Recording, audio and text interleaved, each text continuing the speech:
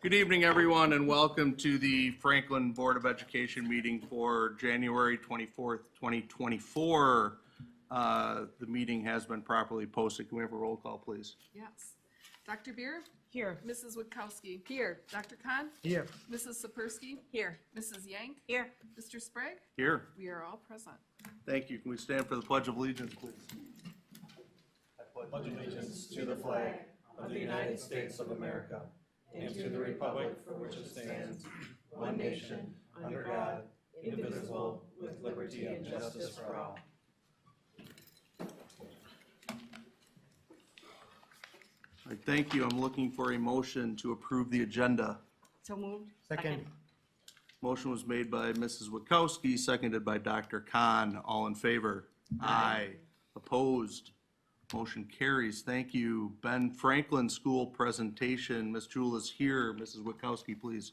Yes, I am the board liaison for the school, and I did meet with the principal, Stephanie Jewell. Actually, it was yesterday, right? Feels like a long time ago. It does. And we did review the school improvement goals, which you have in front of you. And like other schools, the work to achieve the goals includes a school improvement team of 9 members that meet twice a month for 45 minutes. And they also met almost 2.5 days at the beginning of the school year. In addition, they have grade level teams that meet every week. Because this work is done in teams, they have chosen to focus on the district tactic of becoming a high-functioning team, which is what we will hear about tonight. And I did submit another report on the our Google form in terms of a few other points, but it's their show. Thank you. Ms. Jewell, please. All right. Thanks for having us tonight. As Linda said, we want to kind of go through and just explain the work we've been doing around becoming a high-performing team. That directly relates to the coherence plan and our tactic number 3, which is on continuing to build that capacity. So I would say, and I think the rest of the team here would echo similarly, that we are really committed to that idea of becoming a high-performing team kind of on 2 different levels, both an individual level and a collaborative, collective level. So when it comes to the individuals on our school improvement team, really thinking about like how as adults are we being reliable and dependable and coming to the table as our best selves in order to move our school forward, and then thinking about like how collectively do we move our entire building and school and students forward. So if you go to the next slide, Dr. Mo, we've kind of used throughout this coherence plan this idea of the gears turning. So tonight we're not going to talk about one specific action step towards one of our goals. We're going to talk more so like how does becoming a high-performing team really trickle down to our students. So if our school improvement team, that group of leaders, we meet twice a month, as Linda said, like how does that work and the work that we're doing as leaders in the building end up impacting students? So if our school improvement team is a high-functioning team, how are our grade level teams? Are they high-functioning? And then how does that translate to high-functioning classrooms and students being successful? So we're going to kind of share with you what that process has looked like for us, especially over the last 2 years since our team looks a little bit different. So we'll get into some of that. So how we got here in the background context for you. So when we started in the fall of 2022, we only had 2 members of the team returning, and so we were really starting from kind of the ground up as we were working with a new administrator, with Mrs. Jewell, and essentially a brand new team. So myself and one other teacher, Mrs. Gordy, were part of the team that were returning, and that was about it heading into that school year. So we had to really dig deep and think about what our plan was and how we were going to rebuild and what we were going to do to be that high functioning team we wanted to be, although we were also balancing how to introduce people to the new team and carry over what we had been working on with the new goals that we had and what we wanted to do. So as you can see here, the blue teacher, so it's actually only me because Mrs. Gordy then left us to go to Pleasant View. So from 2 years ago, I'm the only returning SIP member. And then we added Mrs. Kim and Miss Sorensen to come into this year. And so, or I'm sorry, they came in this year. So this year we really were a more established team, having had last year ready as well. So as we looked at that, we were able to kind of dive in, and we are a little bit more confident in the dynamic of the team to start pushing into some of that psychological safety and pushing further to be able to achieve our goals as a full team.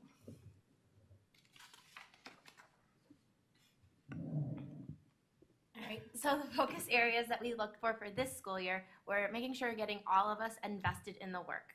We all are ready to come to our meetings in the morning, but to really be there to not only just follow the agenda that Mrs. Jewell sets out for us, but be part of making the agenda, coming with materials, resources prepared to talk and share and collaborate as a team.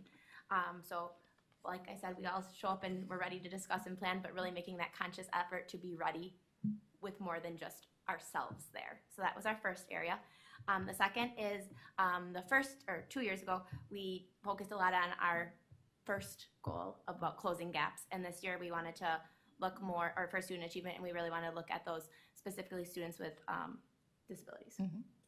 And then our third one, where we do a lot of work in our SIT team, but do we always make sure we're being very upfront and making sure it trickles down to our PLCs and working with our grade levels and why we're doing the work in our PLCs?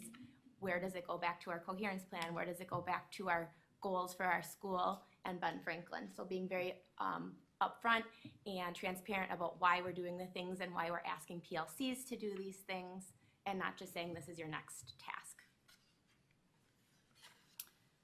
So then, just to dive in a little bit more, we're going to explain kind of what this has looked like over the time that this team has been together. So we really started in the spring of 2023 looking at the high performing teams rubric in detail. And we started with, And you should have one of those in copy front of of you. that. We actually split it up onto large paper and used little, I'd call them like yard sales dots, to go through and evaluate honestly of how do we think we're doing on each of these areas, and kind of just using a continuum of 1 to 4, where were we excelling, where were we not. And as soon as we did our dots, we were then able to think of some plus and deltas. What are some strengths we have? What are some weaknesses? And started identifying some action steps that we wanted to dive into. During this work, we were really honest with ourselves, and we found that we were very good at making some effective action steps. We were very honest and we felt very safe with each other.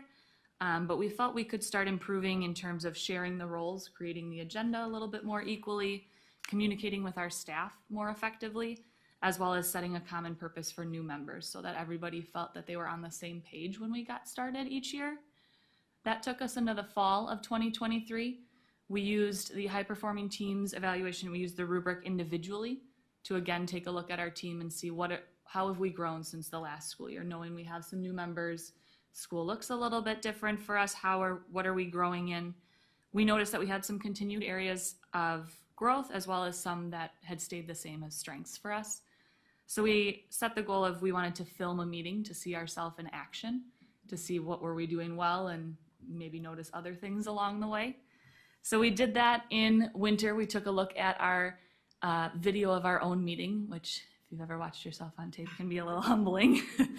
But it was really eye-opening in being able to take a look and be honest with each other of, I looked at how many times I spoke, or was I prepared? Was I focused on the task? And it was really helpful for us to see our own actions and even just observe others on the team as well, to notice strengths that maybe had not stuck out to us in the past. So we used the rubric to identify where we wanted to grow and set intentions for each other. We did notice that since doing this, that we've had an uptick in sharing roles in the meeting, taking on facilitator or note taker, timekeeper, cheerleader. We've noticed a more inclusion with our whole staff, as well as just a more productive use of our time. We don't feel like we're running right up to the bell anymore. We're much more conscious of how we're using our time. And moving forward, our goal is to bring this practice down to the PLC, the grade level teams, and have them try filming their meeting. We know that that's something that's still building some trust, especially because in our building we have many new teams this year. So as they're building that trust, we want that to be a goal for them to get that same action out of it as we did. So the rubrics that you have in front of you, we actually used two. So the rubric that's on the white paper is common across the district. So in every building, we use that high performing teams rubric. We use it as a larger district leadership team. And it's really that like high level, how do you function as a team? Then the rubric that you have, I believe it's on the yellow paper, that we use specifically during this practice of micro teaching, which I'll talk about in a minute. And that's focused more specifically like on a meeting. How does a meeting run? Do you have an agenda? What are you spending your time on? What does that conversation look like? So that allowed us to really like analyze a meeting more so than just how a team functions at all times. And so we really dove into that in analyzing our video. It gave us just kind of a place to look and reflect on and try to match ourselves to what we would expect or hope to be as a high-performing team. So this idea of micro-teaching actually is something that we have talked about in our work as a district. Kind of in the past, we've looked a lot at John Hattie's work, and micro-teaching is this idea of looking at like a short chunk of time, often at a teaching practice, so typically yourself like up in front of kids and kind of like, what does that look like? Are you meeting goals? Like, how are students engaged? And so we kind of took a spin on it and decided to do this in our meeting because we're like, it can just as effectively tell us how we are performing as a team and whether we're meeting our goals in terms of being high performing. So we decided to apply it in a little bit different way with the hopes that then, again, we can have our teams engaging in this as well. On the next slide, John Hattie looks at the effect size and different teaching practices and how it impacts student achievement and student learning. And so this idea of like videoing yourself as a teacher, it actually has quite a high effect size on students. And so even though we were videotaping our team and not our teaching, we're hoping similarly it'll have that trickle down of like, if we're able to reflect and grow ourselves as essentially professionals in our building, that it should translate down to the student level as well. So we're gonna let you watch a short little clip here of our meeting. So when you click on it, Dr. Mo, it should start, but you'll probably have to have the volume up kind of loud. It's a little bit quiet based on where the microphone was. So in this clip, you'll be able to see us kind of as we are discussing in our meeting. So specifically where we're looking at our professional learning communities or our grade level teacher teams in our building had recently met as vertical teams, so cross grade level. And we were reflecting on how that went and how we want that to move forward and where we want to go next based on that first round of that. So you can kind of hear us collaborating, debriefing, and thinking about how to move forward with that.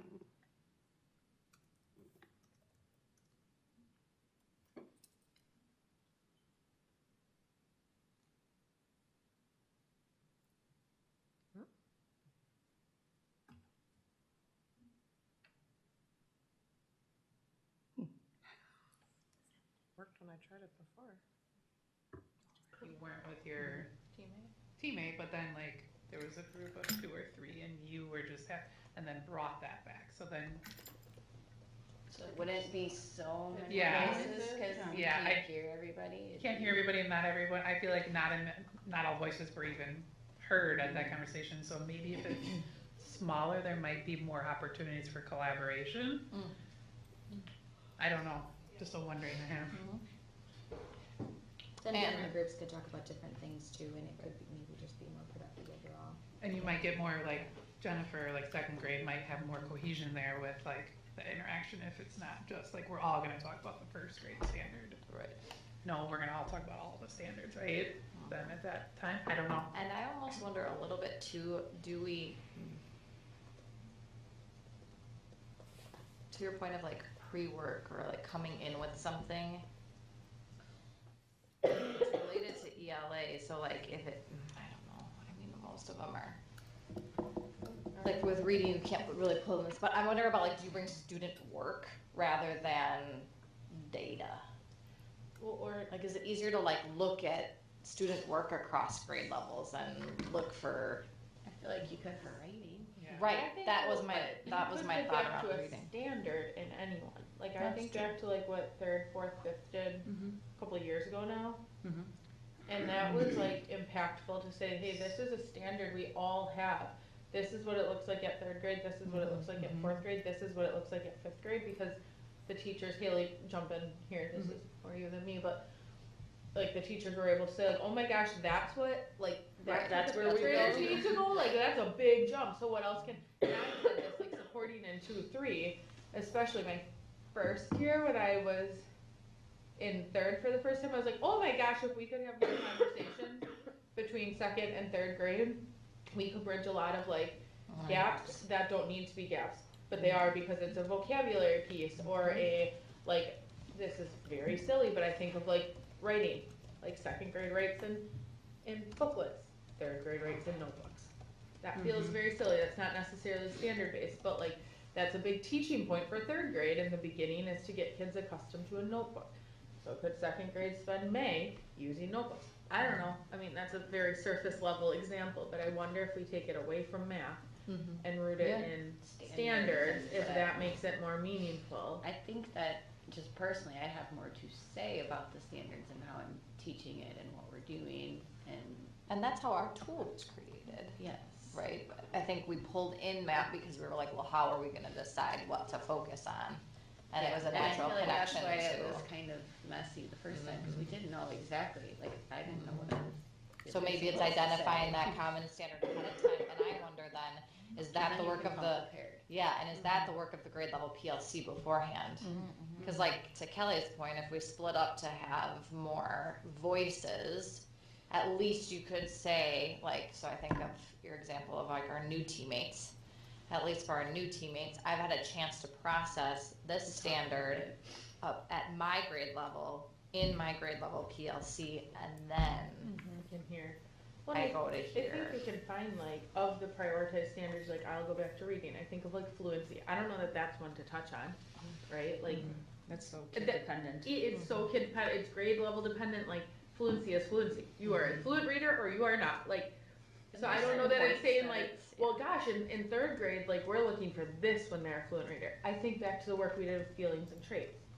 Like, when that came out of like, oh geez, okay, like, we're really focused on feelings, but they need to know traits. We can pull that in. Bridge that. So I think, like, could we dive into a more, maybe comprehension-based Standard. standard? Versus like the prioritize. phonics Yeah. or something. We all have phonics and word recognition prioritized, but not any other standard. Oh, none of them Interesting. match?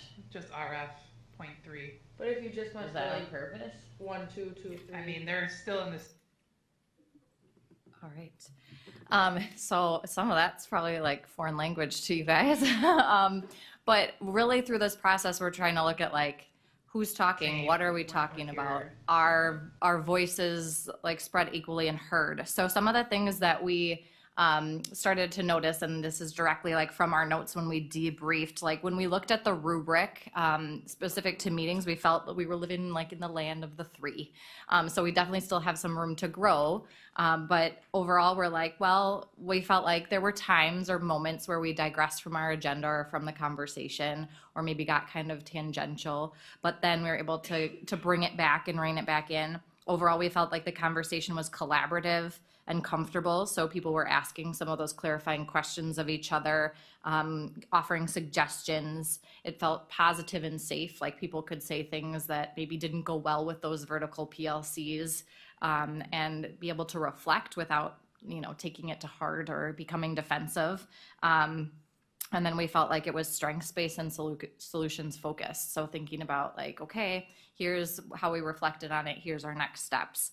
And then we also identified from that some ways to improve. So thinking about time being a barrier, like our conversation got relatively deep, but how much deeper could it go in the time that we had? And then we also continue to think about that delegation of tasks. So how to ensure that like I'm not the one who's constantly driving the agenda, because our school improvement plan and our continuous improvement process is really for our whole building and should reflect everyone. And so how to get our school leaders, the teachers who are on the grade level teams, to have more of a voice in that process. So then we each came up with our own collective commitments, and our teammates here, we're all going to be vulnerable and share with you how, like, what our commitments are to our team moving forward. I set 2 commitments for myself. The first is to take a more active role in the meeting, so trying out some of the different roles, such as facilitator or timekeeper or note taker. I also wanted to put in some effort. I had noticed that throughout some of our conversation, I had things to share, but had I taken a little bit more time to gather some resources ahead of time, whether that was physically or through conversations with other staff, I might have felt more comfortable or had more information to share. So I made that a commitment for myself for the remainder of our year. Similar to Haley, preparing and adding to the agenda prior to meetings felt good, and just being ready to be more than just a member of the team. I do like being the timekeeper a lot, and that is also why I wanted to stay focused on the agenda. I like letting everyone know when it's almost time to wrap up to move to the next thing, and making sure we're only focusing on actionable items, like how can we move forward and not dwell on what is not in our control. Okay, I also focused on being prepared. I think that's a common theme you'd see through our whole team if everyone was here. It's not necessarily being prepared. I know when the meetings are, I'm doing the pre-work, but I'm more so doing like as I'm told, not seeking out extra. So that's another piece I wanted to work on as well. Focusing more on that agenda prior to, preparing additional materials or having those conversations, things of the sort like Haley had mentioned. I agree that I think in general, that focus on actionable steps is so crucial. It can get really slippery really quick if we start to think about things we can't control and things of that sort. So focusing on those actionable steps, and then actively listening and maintaining that engagement and building on others' ideas as well as they provide them. All right, and for me, I want to make sure that in those meetings I am like fully listening rather than listening to respond. Like I caught myself several times like, oh my gosh, like I want to hop on that train right away instead of just really like allowing the conversation to flow and those ideas to fully come out from team members. And then kind of similar, like finding a way to continue to delegate some of that work and really have all of our teacher leaders feeling like they're owning our school improvement process and kind of giving off some of that leadership because we have really strong teammates who can definitely handle carrying that throughout our building with our staff. And then as a team, we noticed that we scored ourselves lower in the area of use of resources on that rubric. So we came up with some team commitments as well. Some of the things we had thought about as a team that we could do to improve. We know that Steph, Kelly, and Melissa do connect in some of their coaching meetings to preview our agenda for the week, and they do a really nice job of sending reminders to us if there's something you need to look at or here's what's coming up. But we said as full team members, we want to make sure we're checking the agenda ahead of time and selecting a role for the meeting ahead of time to maximize our work time together, as well as preview any resources that would be helpful. That way we have that jump and that ability to have those conversations earlier.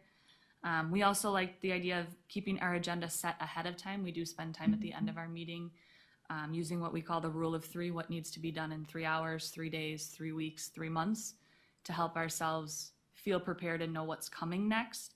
And that's really help us forecast what's coming and what type of future work needs to happen. Do we need to meet with our grade level teams? Do we need to meet vertically? What do we need to do to prepare ourselves?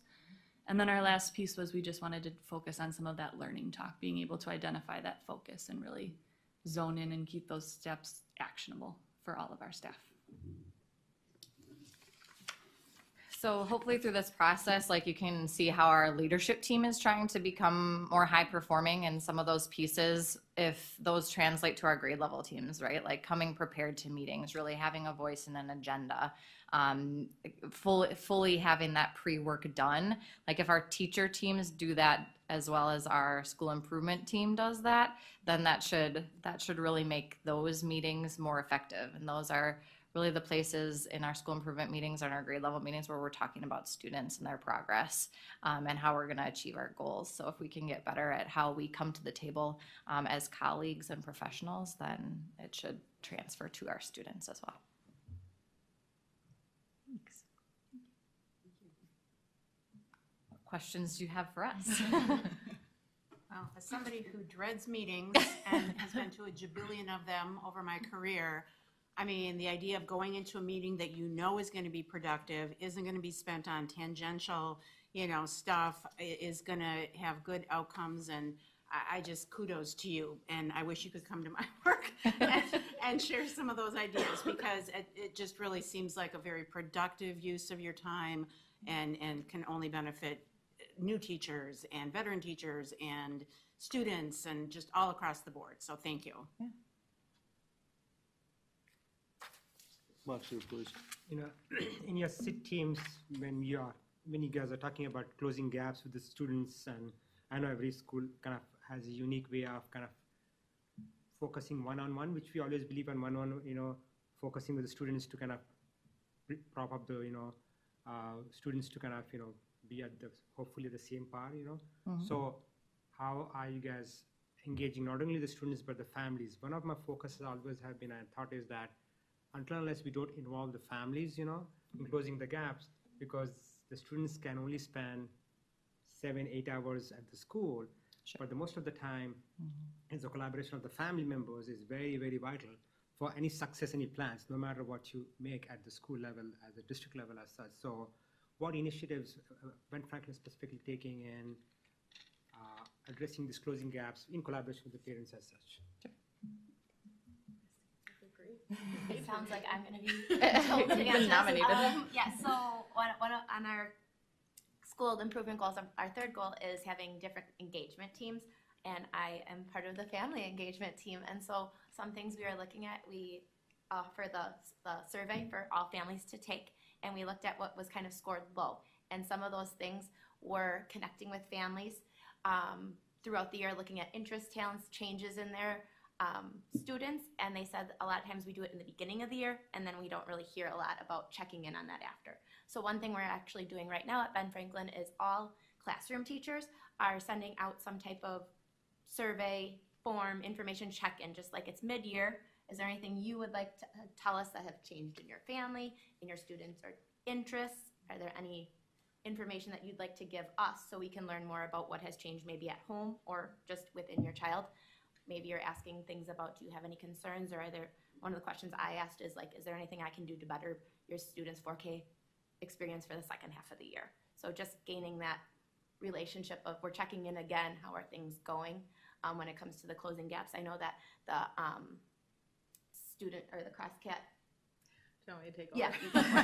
So we've spent a good chunk of our time in the beginning of this year as a student services team, working together with staff to kind of realign and reevaluate our PLC as well, to make sure that we're doing the best work we can as a team, and we're truly focusing on what does closing gaps mean, and how are we communicating that out, and how are we communicating student progress out, and how are we monitoring it. So we have really done a deep dive in our PLC to essentially entirely restructure it this year to really focus on lagging skills, lagging resources, and then working with those actionable steps to figure out what we can do to better close the gap. So as we kind of work next to the family engagement team with that, we're kind of holding up both ends there. And I think even connecting with what you saw in the video when we were talking about vertical PLCs, that was our chance. We met in teams kindergarten through second, and then second through fifth grade. So being able to share resources across grade levels to help address those student needs. If you have a student not performing at their grade level, but there's a resource at a different grade level, that would be really beneficial to them. That was really nice for teachers to share some resources and tools that might be familiar to students from past years, or just new methods that they've been seeing success with, that we can bring into small groups or one-on-one conversations with students to help boost everybody to succeed. Thank you for kind of doing an amazing job, guys. I know that, being a center educator myself, I understand, the challenges the teacher takes, for the students. When, again, just coming to the closing gaps and the PLCs and the SITs, for example, if identify student A, in a group, okay, you find out of 26 students, there are 5 students who need specific attention to bring the closing gap up, decrease the closing gap.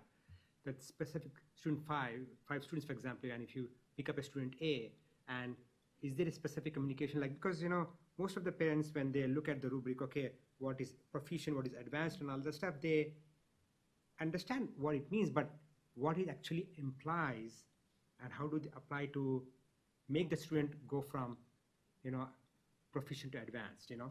How does it actually, so for example, okay, you have this chapter of a book, for example, to read, and you're not able to kind of, you know, take out a good synthesis analysis of that. This is what you have to do to go from proficient to advanced. That specific one-on-one attention to the students which we need to close the gap now, because the surveys are good and all that stuff, but, you know, specific that initiative of that specific student to individualize the plan and how it's conveyed to the parent so that that parent can understand, okay, I understand this one is there, my son is right now is 3 or my daughter is at 3, for them to be at 4 or 5, this is what I have to do as a parent. Sure. I think so I think that's a big question, right? So I think from like the level of like a cross-cat teacher, so like Mrs. Olson does a really nice job of progress monitoring like any goals that students with disabilities might have and communicating that to parents. In terms of like students who might have missing skills that like maybe it's not disability related, but they're just missing that skill for whatever reason, like that we have to get better at like what that looks like and what we expect families to do, right? Because we don't necessarily expect to like say to a parent, well, your student is missing this skill, so like fix it at home and then send them to school, right? So, but it's how do we communicate that in a way that's effective of like, this is what we are working on. And that's one thing that we like through the surveys that we are trying to engage with families of like, what do they want of that information? Like, and how do we send it? So in our survey, we've sent some follow-up surveys, not just the district survey. And we ask like, what does this question mean to you? Because like one of the statements will be like, what information, one of the statements is like, I receive information about like my students' progress, like regularly or something like that. Like, okay, so what does that mean to a parent? Does a parent want to know at that granular level? Like, well, your student is really, you know, struggling with consonant, vowel, consonant words. Like, we don't know. So trying to parse out that, like, to what level or extent do families want that specific information, but then how are we communicating out progress in general and what we're working on? And I think one thing we've talked about as a school improvement team in terms of family engagement is right now we only have fall parent-teacher conferences. So trying to think around like, what does that communication look like? So that's one of the things that our family engagement team is working on is like really pushing our teachers to just keep those lines of communication open with families, asking how are things going. We met in the fall. Now, you know, we're just past the halfway mark. What else can we provide to you that would be helpful about your students' progress? So yeah, it's definitely a work in progress to figure out what exactly families want and need to help them understand what we're working on and not really like, we don't want to push it off on them, but we want them to be aware of what we're working on as well. And different families want very different things. Yes. Ann, please. I just want to say thanks for taking the time to be on this committee and committing to your own professional development and the, you know, enhancing the development of all of your teachers and your grade level teams and then the trickle down to your students. Most people, you know, probably think teachers go and teach from, you know, 9 to 3 and then go home and they have this, you know, whatever. This is just, it shows your dedication to not only your students, but also your own development to continue to work to be better. And I just really appreciate the time that extra time that you give to do that. So thanks for that. Thank you. Thank you. Anybody else? All right, thank you very much.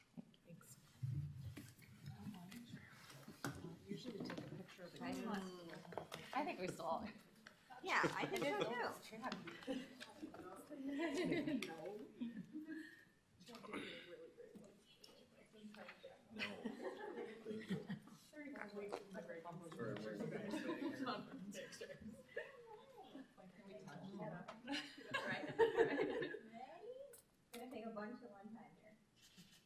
Wow. It's like the paparazzi. Chad's been giving you lessons. You have a little wind machine.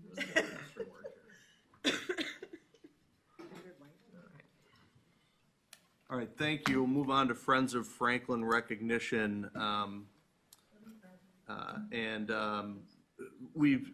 Friends of Franklin was instituted a couple years ago, several years ago, to It's exactly what it says. We want to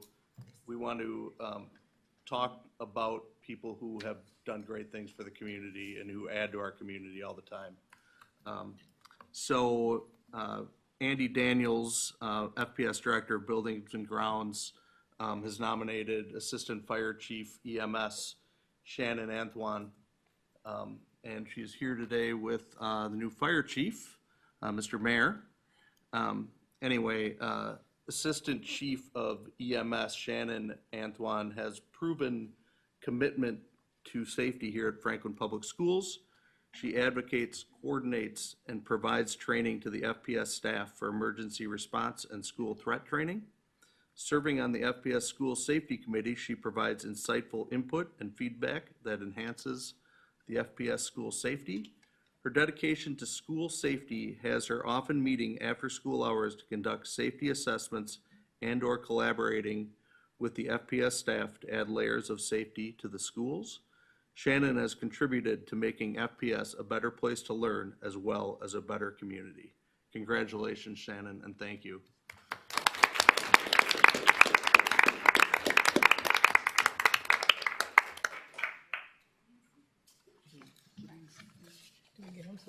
Yes, there's a, You get a photo opportunity. there is a photo a opportunity certificate. and a certificate, and I thought I lost it for a second. Oh gosh, that's what the moment of panic And I was. just signed it today, so. I think the fact that you were nominated by Andy, who is very passionate about school safety, says a lot. So congratulations. Thank you. I know when my husband and I first came to Franklin, we picked it because of schools. Nice. So we moved here in 2010.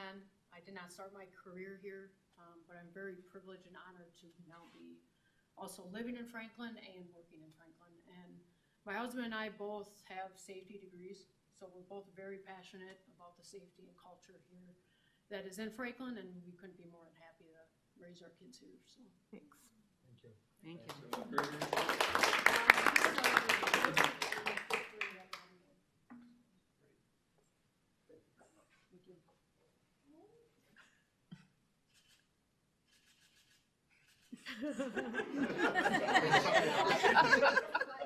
It's very impressive.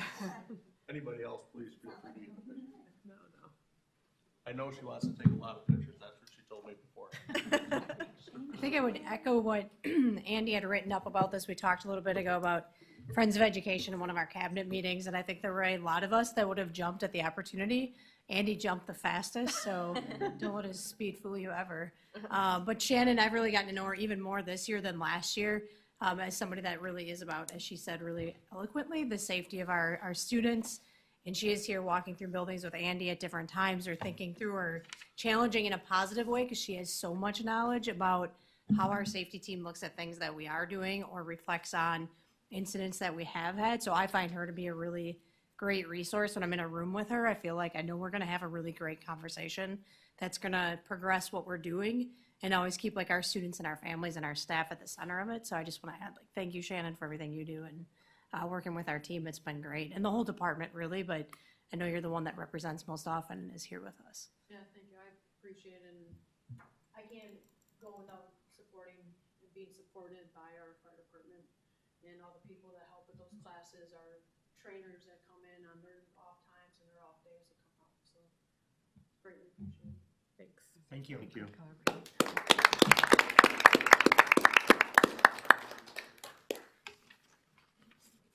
All right, we'll move on to community comment. I will not, If they're free to go. oh, yes, I told them. Oh, okay. I did tell them. Okay. Thank you, though. Appreciate that. Yeah, sorry. So please, we'll move on to community comment. We only have one person signed up, and she has promised me that I don't need to read this entire paragraph. Tiffany Sotsky, please.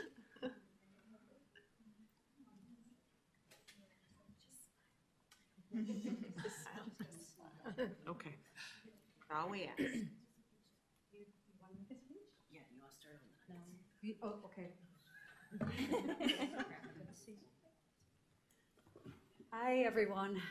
Hi. I'm Tiffany Sotsky, 6578 West River Point Drive, and this is Mr. Colin Marker with the thumbs up to support me. Well, it's been about a year since a number of parents with children who have IEPs started to attend and speak at school board meetings. We came to you with concerns and pointed out unmet needs for our children. In the past year, we've seen some positive changes, and we want to acknowledge and express our appreciation for some of those initiatives tonight, which include, number one, pay raises for the EAs. It appears that this has had a positive impact on the retention of staff. And though it's early, we are encouraged that this will provide the necessary consistency that our children need and deserve. Number two, the appointment of a district family engagement liaison.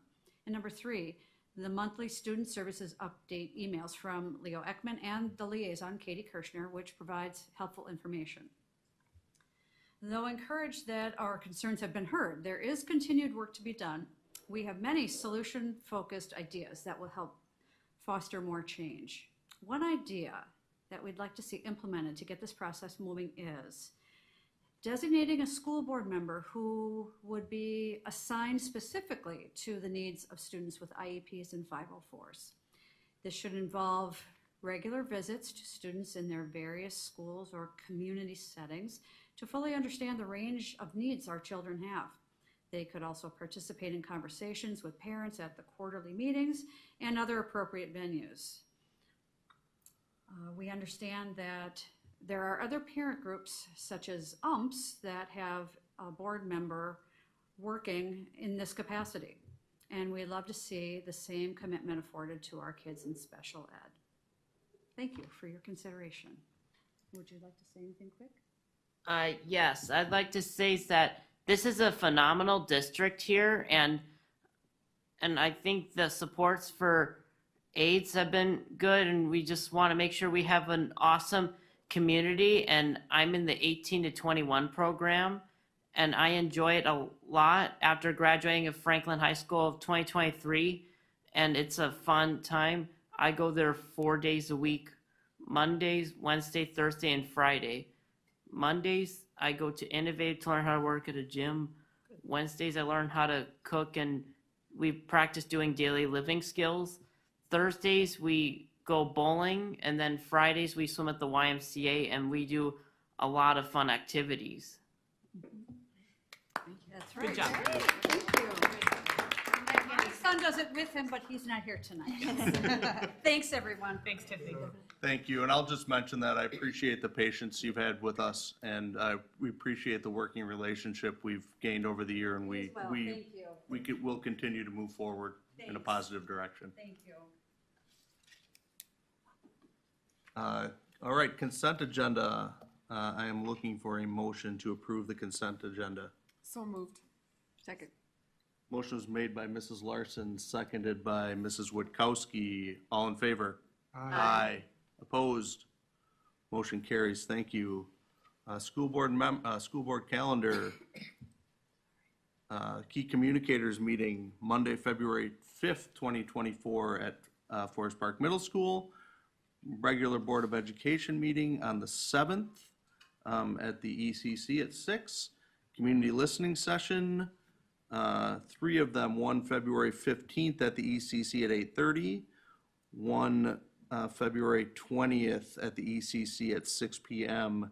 And I thought there was another one. Yeah. One on Thursday, February 22nd at Franklin City Hall at the Senior Dine at 10:30 a.m. And there's a regular Board of Education meeting Wednesday, February 21st at the ECC at 6. District Administrator update, Mrs. Bennett, please. All right, I know our Ben Franklin team headed out, probably to be with their families this evening. But I wanted to thank Haley, Mara, Lindsay, and Steph for coming and representing what's going on in our school improvement teams. As you know, that's kind of adjusted this year. And I think they've done a really nice job of looking at and demonstrating psychological safety. That takes a lot to show a meeting there. So I think that was really nice of them to be here and wanted to thank them. Also a reminder that our 8th graders that'll be attending Franklin High School next year have their preview night coming up Monday, and then they go through their course selection and all those pieces that our already existing high school students have done. So a nice opportunity for them to meet at the high school and kind of learn about what's coming up next in that transition. A little shout out for our annual district spelling bee. It took place last year. It's the 46th annual spelling bee, and our 7th grader, Rehan, was our winner. So he won after 44 rounds. Oh, my goodness. Which is a lot if you're not familiar with spelling bees. So a lot of perseverance shown by those students and a lot of great representation for the district. So they will advance on to the CISA 1 regionals that take place in February. Our Better Place to Work Task Force continues to meet. We're going to have a meeting this month. It was a little hard to get everybody available or most of the team, so our next meeting will be February. But we continue to move forward with a plan around compensation for that to bring forward to the board at one of our May meetings. This coming Monday, another exciting thing is that our student services team and many of our principals will be attending the behavioral threat assessment and management training. This is locally put on by our CISA 1. Mr. Ekman has worked hard to get a lot of his student services team attending this training. Like I said, also many principals. It's a little hard to have all of them out of buildings this time of year, but a really important opportunity. So it's really looking at how threat assessments fit the framework of a comprehensive school safety, overview of research and findings around school safety, looking at themes of investigation and key concepts and aspects for creating school-based threat assessments. So a lot of those pieces that we have in place, really learning what are best practices and ways we can adjust and getting everybody trained and on the same page. So this will be, we've had some of this training as a district. This is kind of our ability to recalibrate and continue to send some teams starting Monday. And then another update with our Franklin Forward work, our long-range planning. We're at the point where we are going to have some community engagement sessions. So just to kind of get those out there in as many ways as possible. Those dates for those that are listening to our meeting tonight, we have our key communicator group on February 5th at 5 p.m. This will be our initial kind of kickoff to talk about what are all of the things that we have with our facilities, with our growing enrollment, and what do we want that to look like moving forward for Franklin, planning to 2040 or beyond. We also have another one Thursday, February 15th, 8:30 a.m. Right now that'll be held here in this room. We have one Tuesday, February 20th, that will be in the evening, 6 p.m., also being held here. And then Thursday, February 22nd at 10:30 a.m. It's called Senior Dine at the Community City Hall. And again, same presentation, and then staying at that one to answer any questions through the mealtime. So that's the next step. Following that, to engage our entire community, will be a survey that goes out to all households in the community to engage around where should we best go next, so that we have information to bring back to the board to consider for our community. Any questions, let me know. Thank you. Thank you. Reports, presentations, and other board business, audit review for 22-23. Mr. Cromie, please. Yep, so we had our auditors here, Kerber Rose, our first year with them. David Minch presented at the January 10th meeting. So if you have any questions, I'd be happy to, but we'd be looking for you to accept the audit report as presented. I just thank you for obviously doing a stellar job. It sounds like they were very pleased and they had no concerns and transparent and everything. So I know that's a ton of work because I'm on a couple other boards, and I know it's a lot of work to put those reports together and to get a good feedback. So thank you. Thank you. I move that we accept the 22-23 audit review as presented. Second. All right, motion was made by Dr. Beer, seconded by Mrs. Witkowski. Was there any further discussion? All in favor? Aye. Opposed? Motion carries. Thank you.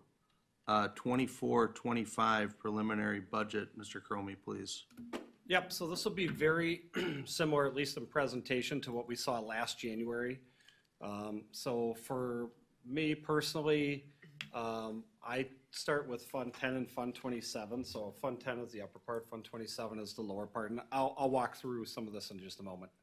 But I really focus on that educational day, that kind of 7:30 to 3 o'clock first, or 8 o'clock to 3:30 idea first, and making sure that we can educate kids, which is our primary responsibility. One of the first things that I'm going to do in preparing for this is take a look at what is our projected enrollment. Based off of what our current enrollment is, we know that we'll talk about open enrollment seats and a few agenda items from now, so that gets factored in. For our revenue limit, we use a 3-year rolling average of full-time equivalent students. It's a little bit different than actual butts and seats. It's 1.0 for every child in kindergarten through 12, but it's only a 0.6 for a 4K student, so they don't get counted as a full child. So a little bit different. But in any case, for our revenue limit of resident students, we are anticipating +2 in our 3-year rolling average. So they take a look at the previous 3 years and then the current 3 years average, and they use that to generate an FTE. So +2. We're looking at +7 open enrollment net, so minus the 12th grade we'll lose next year, plus the new seats we've opened and what we anticipate will fill those, to be about +7, so really not a drastic change in our overall enrollment for next year. But those numbers will be seen in the property tax and the general aid. I could probably shrink this down just a hair. So that's really where our resident students can count for, and then our open enrollment in represents, again, those students that attend here but live in another district. So those are kind of the bigger pieces of the pie. A little bit different for interest this year. We have 500,000, or projecting 500,000. So this year we're going to we projected 700,000. We have exceeded that by the end of January. So we've blown through that. And we move money between our different deposits quite a bit. If you can recall, like in last December of 22, we added PMA to that. We voted to add them as just another opportunity to take a look at interest rates and see where can we move things around. But the federal government plans to drop, or it's anticipated they'll drop interest rates by 75 basis points next year, or 0.75%. Banks typically exceed that drop, just our personal banks and banks that we invest in, same thing. But overall, our revenue at the bottom, about $65,182,000, is where we're projected right now. There's a small decrease in federal revenue, but if you recall, this year we did the $1,000 stipend in September, so that was added into our federal revenue because that's coming straight from ESSER 3. That was about $400,000. That really accounts for what that difference is.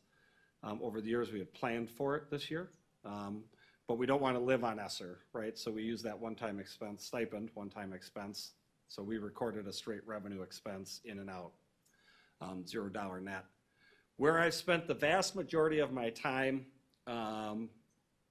in taking a look at next year is really the salaries and benefits piece. And I guess I should just back up one step too. I start every preliminary budget, regardless of which year it's going to be, is can we replicate this year into next year with some assumptions. So for salaries and benefits, we're assuming that we're going to try to do a CPI raise. So CPI as of 12/31/2023, which is the CPI we have to use, netted 4.12%. So I have 4.12% plugged in here. If we could exceed that, great. If we can't meet that, we'll have to talk about that. But at this point, that's what we're going to look at doing. The second piece is healthcare. That's another thing I track monthly. And we're anticipating a 10% premium increase if we do nothing. So while being self-funded has its benefits, your plan has to help drive the use of being a self-funded benefit plan as well. And so obviously what we're observing is our plan doesn't necessarily do that. So that'll be one of the biggest pieces to tackle in the next month or so.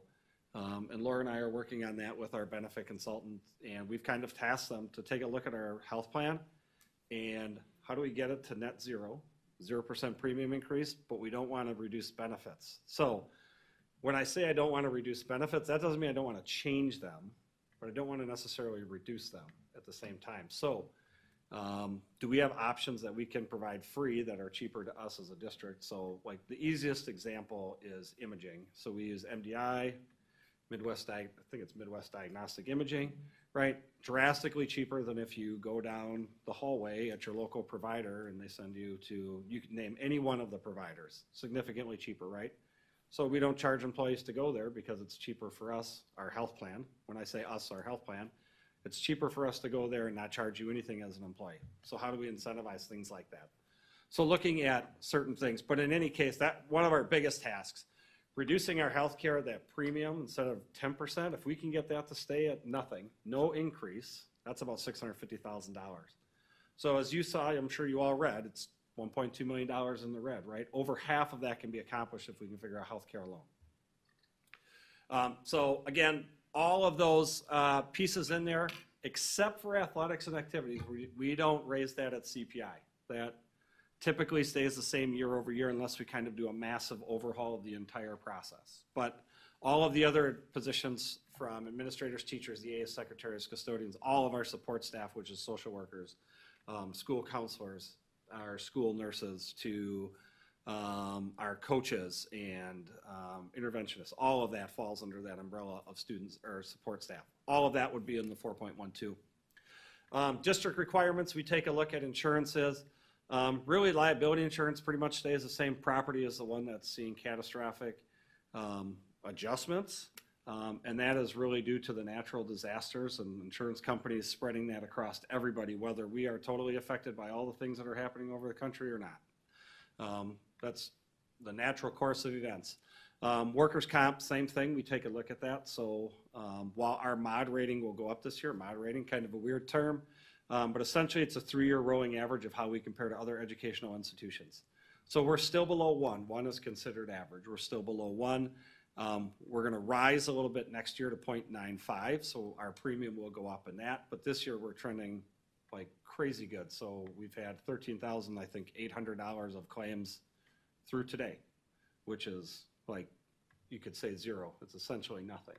So that means people are, it's not that they are not, maybe not getting hurt at work, but they're being able to return to work. So I slip and fall, or I have a student bang into me or something, I get checked out, but I can come back to work. Like, all of that's really good from a workplace workers' comp standpoint.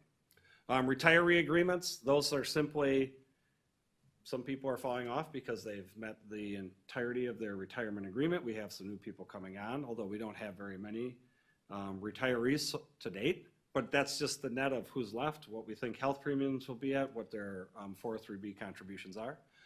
Student transportation, that's planning to go up, I shouldn't say planning, it is going up 4.12% for our right-way contract.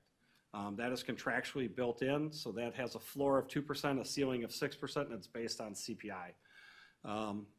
As I've been talking with other groups, like, that's a really hard one to get out of from a transportation contract, very similar to, if we think about what happened during COVID and the shutdown, almost all of us paid our transportation company some dollars, whether we actually had it in our contract or not, right? Because we need them to run. And if they decide not to, like, we're out of luck, and then we got to figure that part out.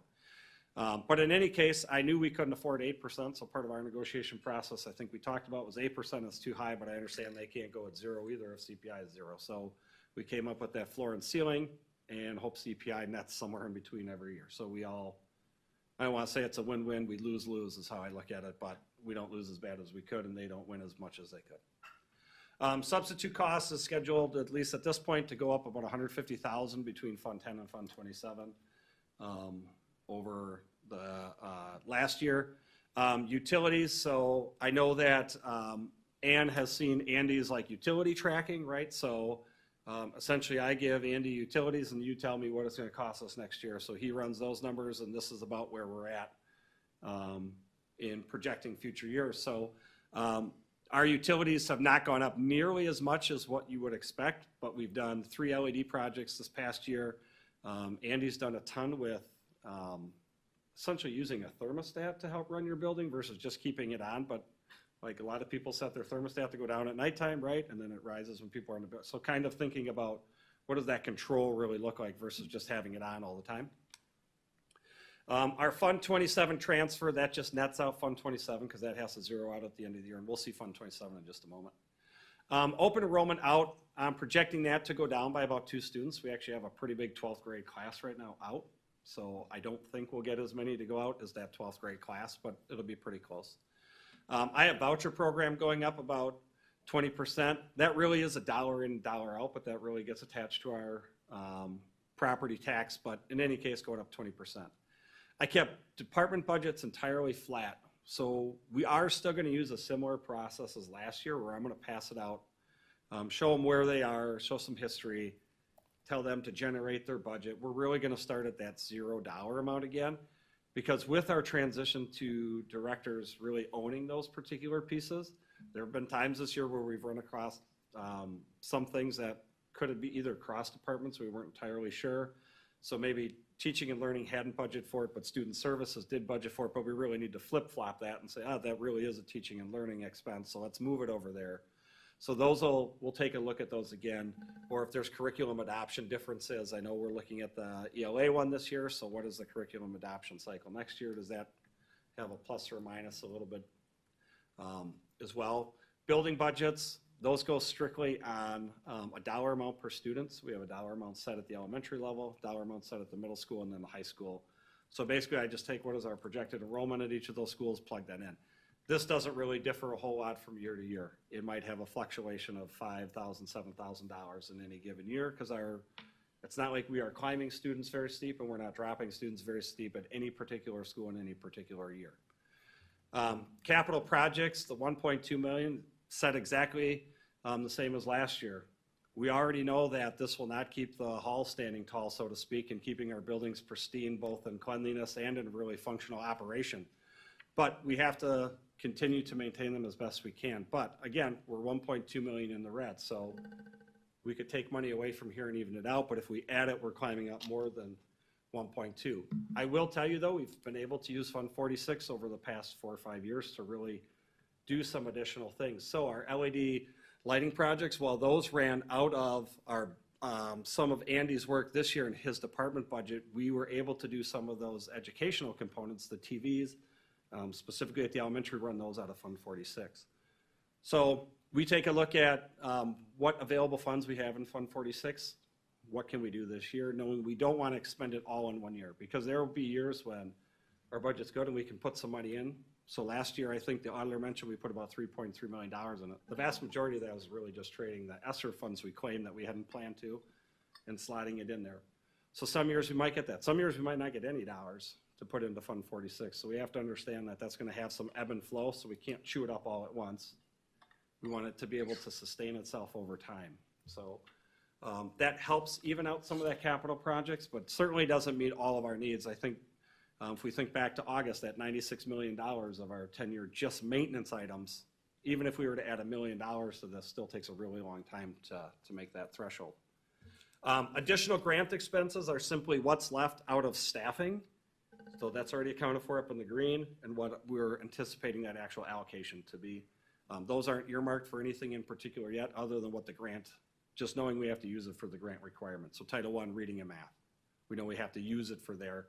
That's, again, the net of what we staff out of Title I and the grant allocation. Fund 10 looks very similar. Fund 27 looks very similar to Fund 10. We have our revenues on the left. You can see there's significantly less revenues that come in Fund 27. One of the changes that we'll notice, we're actually anticipating special education aid to be down next year, even though it's supposed to remain flat over the biennium. But that was supposed to come in at 33%, but that's a sum certain, so they have these sum sufficient, and they have these sum certain allocations. A sum certain allocation says the state of Wisconsin is going to dedicate $1 billion to special education, regardless of how much is actually supposed to be reimbursed. So if $1 billion equaled that 33%, but we actually have to reimburse $1.1 billion, we're going to cut the reimbursement rate so that we can only reimburse $1 billion. When they do sum sufficient, it doesn't matter what it is, we'll come up with the dollars to pay that back no matter what. So special education aid is sum certain. They set that amount and then they just prorate whatever portion it is if they need to actually pay more. So we saw that 33% actually go down to 30% for this year. I think it's 30.1. We'll probably project it at about 29.9 to 29.8 for next year. So we'll actually see a decrease in that particular piece. On the right, all of the same things that I just described to you are all the same calculations that are provided there. 4.12% for CPI, 10% for health. Retiree agreements are just taking a look at who's actually qualifying in the 24-25 year and what amounts. Transportation, same thing, 4.12% for our right-way contract. The substitute cost I mentioned of $150,000 is the net increase between Fund 10 and Fund 27. I look at that really to me as the same. I apportion it different, obviously, and we account for it differently, but when I think of substitutes, to me that's just a bucket of bodies in our building, and it needs to be substituted for that particular day. I don't care where it's coming from a fund standpoint in the grand scheme of things from an initial review. The additional 011 and 019, so 011 are things that are aidable, 019 is not, really it's additional special ed costs that is not funded for by the grant. It's around $90,000, and we have a pretty sizable IDEA grant. We'll get about $1.2 million. We have about $600,000 in staff. But there's tons of things in special education that are not aid eligible, so we try to buy as many of those as we can through IDEA so that we get reimbursement for that. And then we can get as much we can get reimbursement on staff all day long. So while it'd be nice to plug all staff in there because you could grant claim it very easy, it's not an effective way to maximize your revenue in Fund 27. So we want that 019, non-aidable things, we want as few dollars in that as possible. So we look to maximize our regular budget that we get aid on and our grants that would normally claim not aid eligible. It's kind of a complicated little piece, but we shuffle those three shells around to make this one that's non-aidable as small as possible and increase the others as big as possible so that we're getting as much back from Fund 27. Because if we go up to that yellow line, that's simply a trade-off, right? That's the net that's coming out of general fund. The lower we can keep that, the better off we are. Really, the more usable dollars we have is kind of how we look at that. But altogether, we're at about $1.2 million in the red as of today. So health insurance is, to me, the number one, because that is a huge lump of dollars, about $650,000 if we can get that to zero. We'll monitor staffing throughout the spring and into the summer, so that'll be a key component. If we have retirees, we're typically trading that out for a lower salary, so a net lower cost. If we just have resignations, those may or may not pan out. They probably wash out in general. So my next task will be taking a look at what are our department budgets coming in at and what are they anticipating for the next particular year to see what happens there. So we'll take a look at that. And we're going to continue to monitor throughout and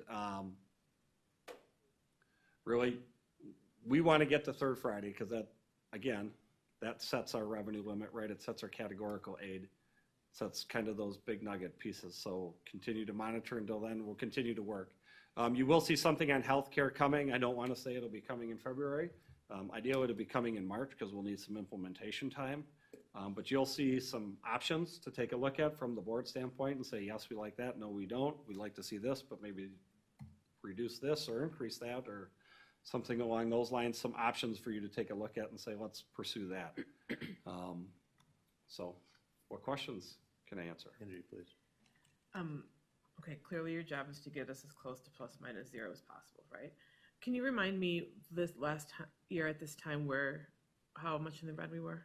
I want to say we were close to $1 million, I think. We were, weren't we? In that very Okay. first one. And we ended up, Correction, I did pull that. It was 141,000.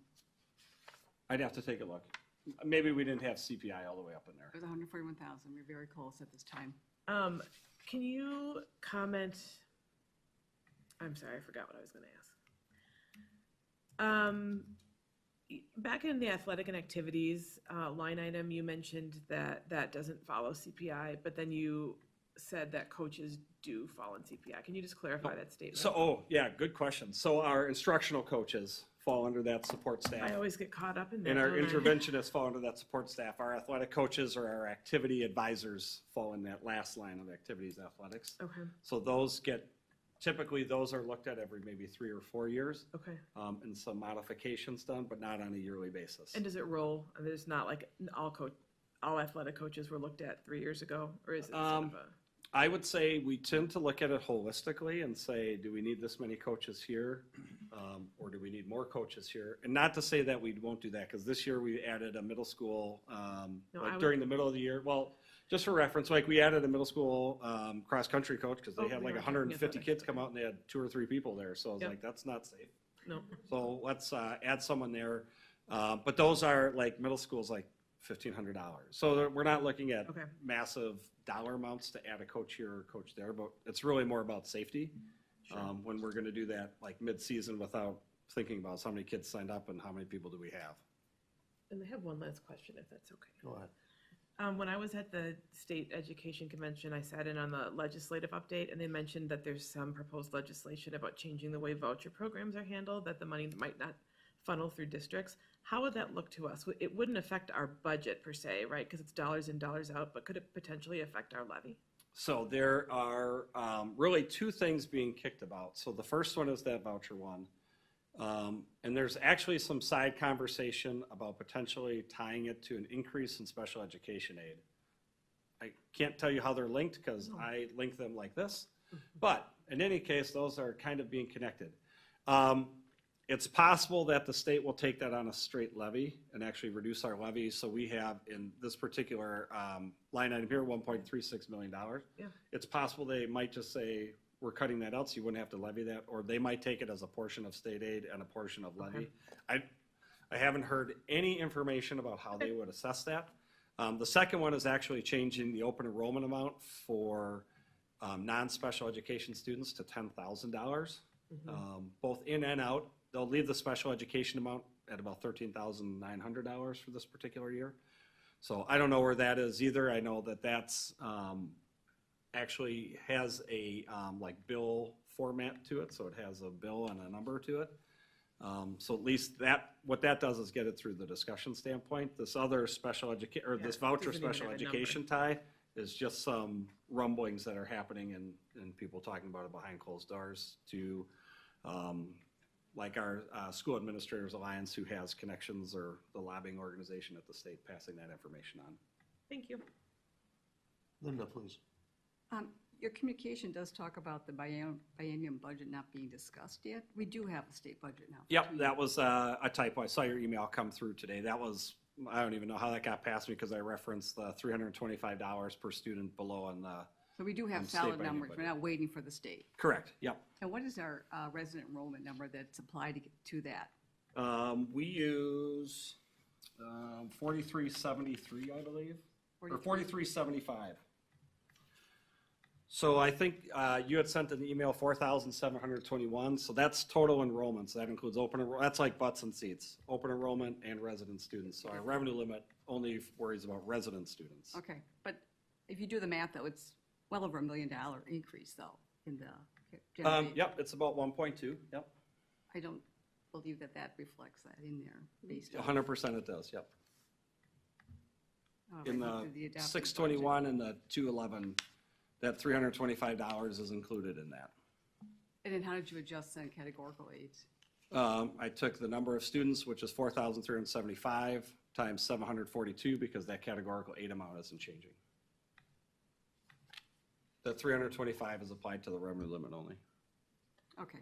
Here's where I think it would be helpful if you had those reference points on this chart as opposed to just the numbers. It would be very clear and very transparent as to what you're doing. I was wondering if that could be done in a future chart? What numbers would those be? The base numbers, and then the change. We just have the current year. When you're doing budgets, it's also helpful to have some context or a reference point, which would be prior budget. I'm sure that's how you began this process, is looking at current something. No, I built it all from scratch.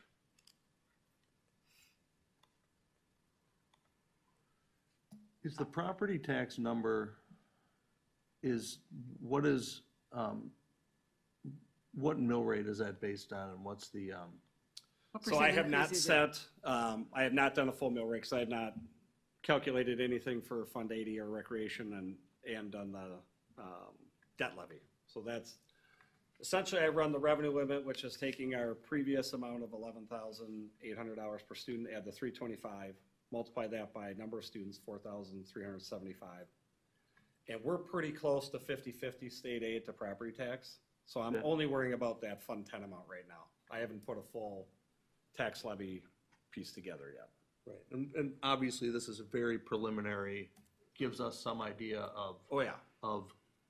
Gives us some idea of where we are and gives us the ability to give you some sort of guidance over the process, which I appreciate, of where the 5% of the budget that we can affect. Yeah, it gives Maybe us it's less than internal 5%, looks. but So when we have conversations about, hey, should we add this or should we add that? Okay, like, remember, we're $1.2 million in the red. So if we want to add that, at this point, it's not, like, we got to be trading for sure. But as we continue to go through, we continue to monitor that, and do we get plus minus? I think it's a really good direction for us to take a look at our healthcare plan.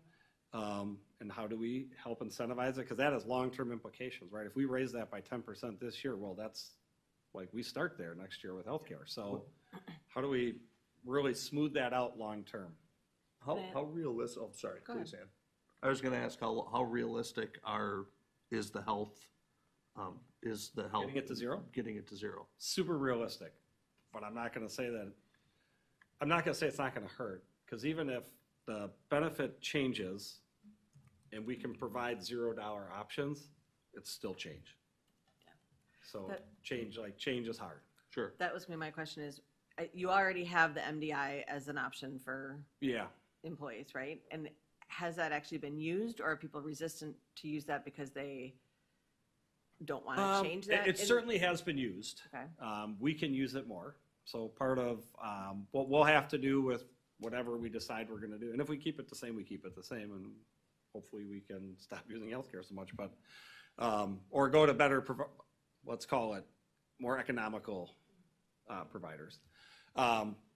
Ultimately, it's up to Laura and I to get on the roadshow then and say that, this is why we're doing this, and these are the benefits to you as an employee to do that. So, we just signed a new agreement with the company that does regenerative medicine through injection for ligament tears and tendon tears.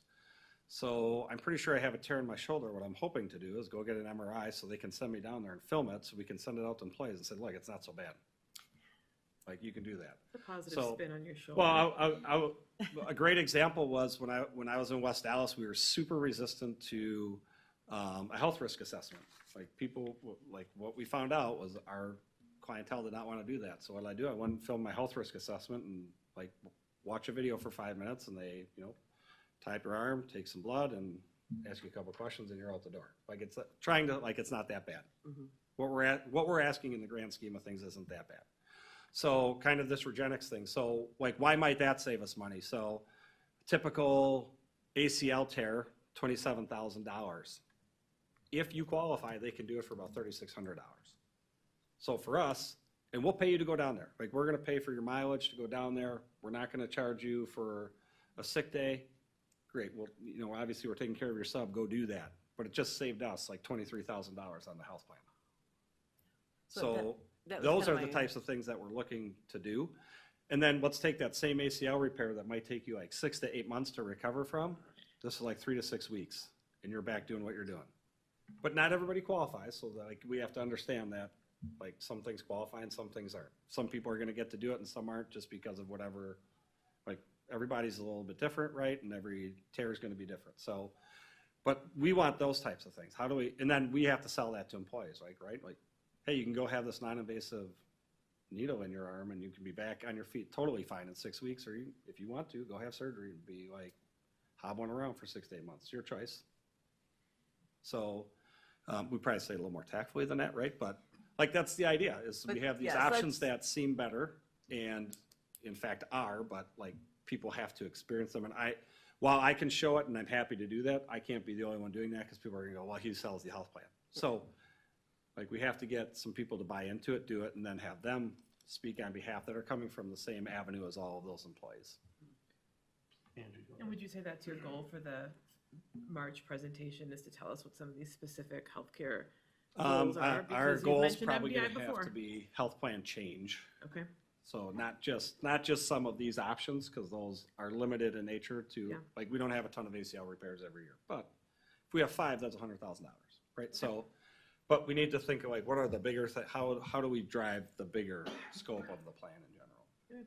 Well, and just to clarify, MDI and AT, those are already in place. Right. I didn't know if you were, okay. I mean, that was the purpose of self-insurance, was to have those plan design changes so that we can have control over our costs. We haven't really seen that many plan design changes since we've been doing this. So it's time to I think it's a get good going on that opportunity road. in March for that to come. I mean, it's in its infancy stage and it takes time to build that, right? You don't see that in the first couple of years, but that's what I think Laura and Andy are doing a nice job reviewing and bringing back to the board. I will say that as my prior employment, we had self-insurance. County always had self-insurance. But our expectation with our employees was that there would be plan design tweaks every single year. So they would expect that, and that was kind of the partnership we built with our employees. Together, we would control insurance. But that would require something on their side and our side. So it wasn't like wait 3 years and then do something big. It was consistently looking at those costs and tweaking along the way. I think that's what we should do here also. Don't look at this as a one-time thing, but consistently look at some of those tweaks that can be done every single year. Yeah, I think that's what we're working towards. I mean, the big pieces we brought in last year that Andy's brought up and continue to look at it. It's come up in the Better Place to Work task force also to look at like overall compensation, kind of what you're saying, Linda, like it's not just a plan you put out there, but it's how do we educate that we're all in this together. It's all of our insurance where we save money and make choices helps our whole system. And so we've had some of those conversations even in that Better Place to Work task force, just to say, like, those are costs that are here, but like, where are some savings there? Because then that gives us more money back in that bucket that we can possibly look at compensation packages and things like that. So I think that kind of echoes like to your point, like, how are we continuing those conversations so everybody's more aware and understands what it means to be self-insured and what we can all do to make choices that help not only ourselves, but our system as a whole, which comes back to help ourselves too. So I would say we're asking them to come back with wellness opportunities too, right? Are there things we can add to the plan that actually provide long-term savings or even, we'll take immediate savings, any savings, but even if we add some cost up front, but the ROI long-term is a reduction, like we're looking at that too. So it's not just a like change and go over here or change and go this direction, but like, let's take a look at it holistically, and are there some things we add, some things we ask to modify, and some things that actually get like hard changed to make it all work. So kind of a slide puzzle. Mark, Sue, you had a question.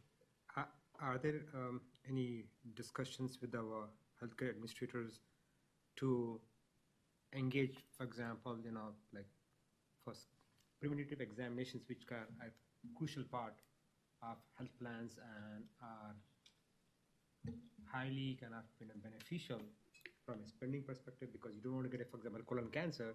Not to get a colon cancer, you have to have a colonoscopy at age 45, just like mammograms at age 40. So are there some efforts to prioritize that?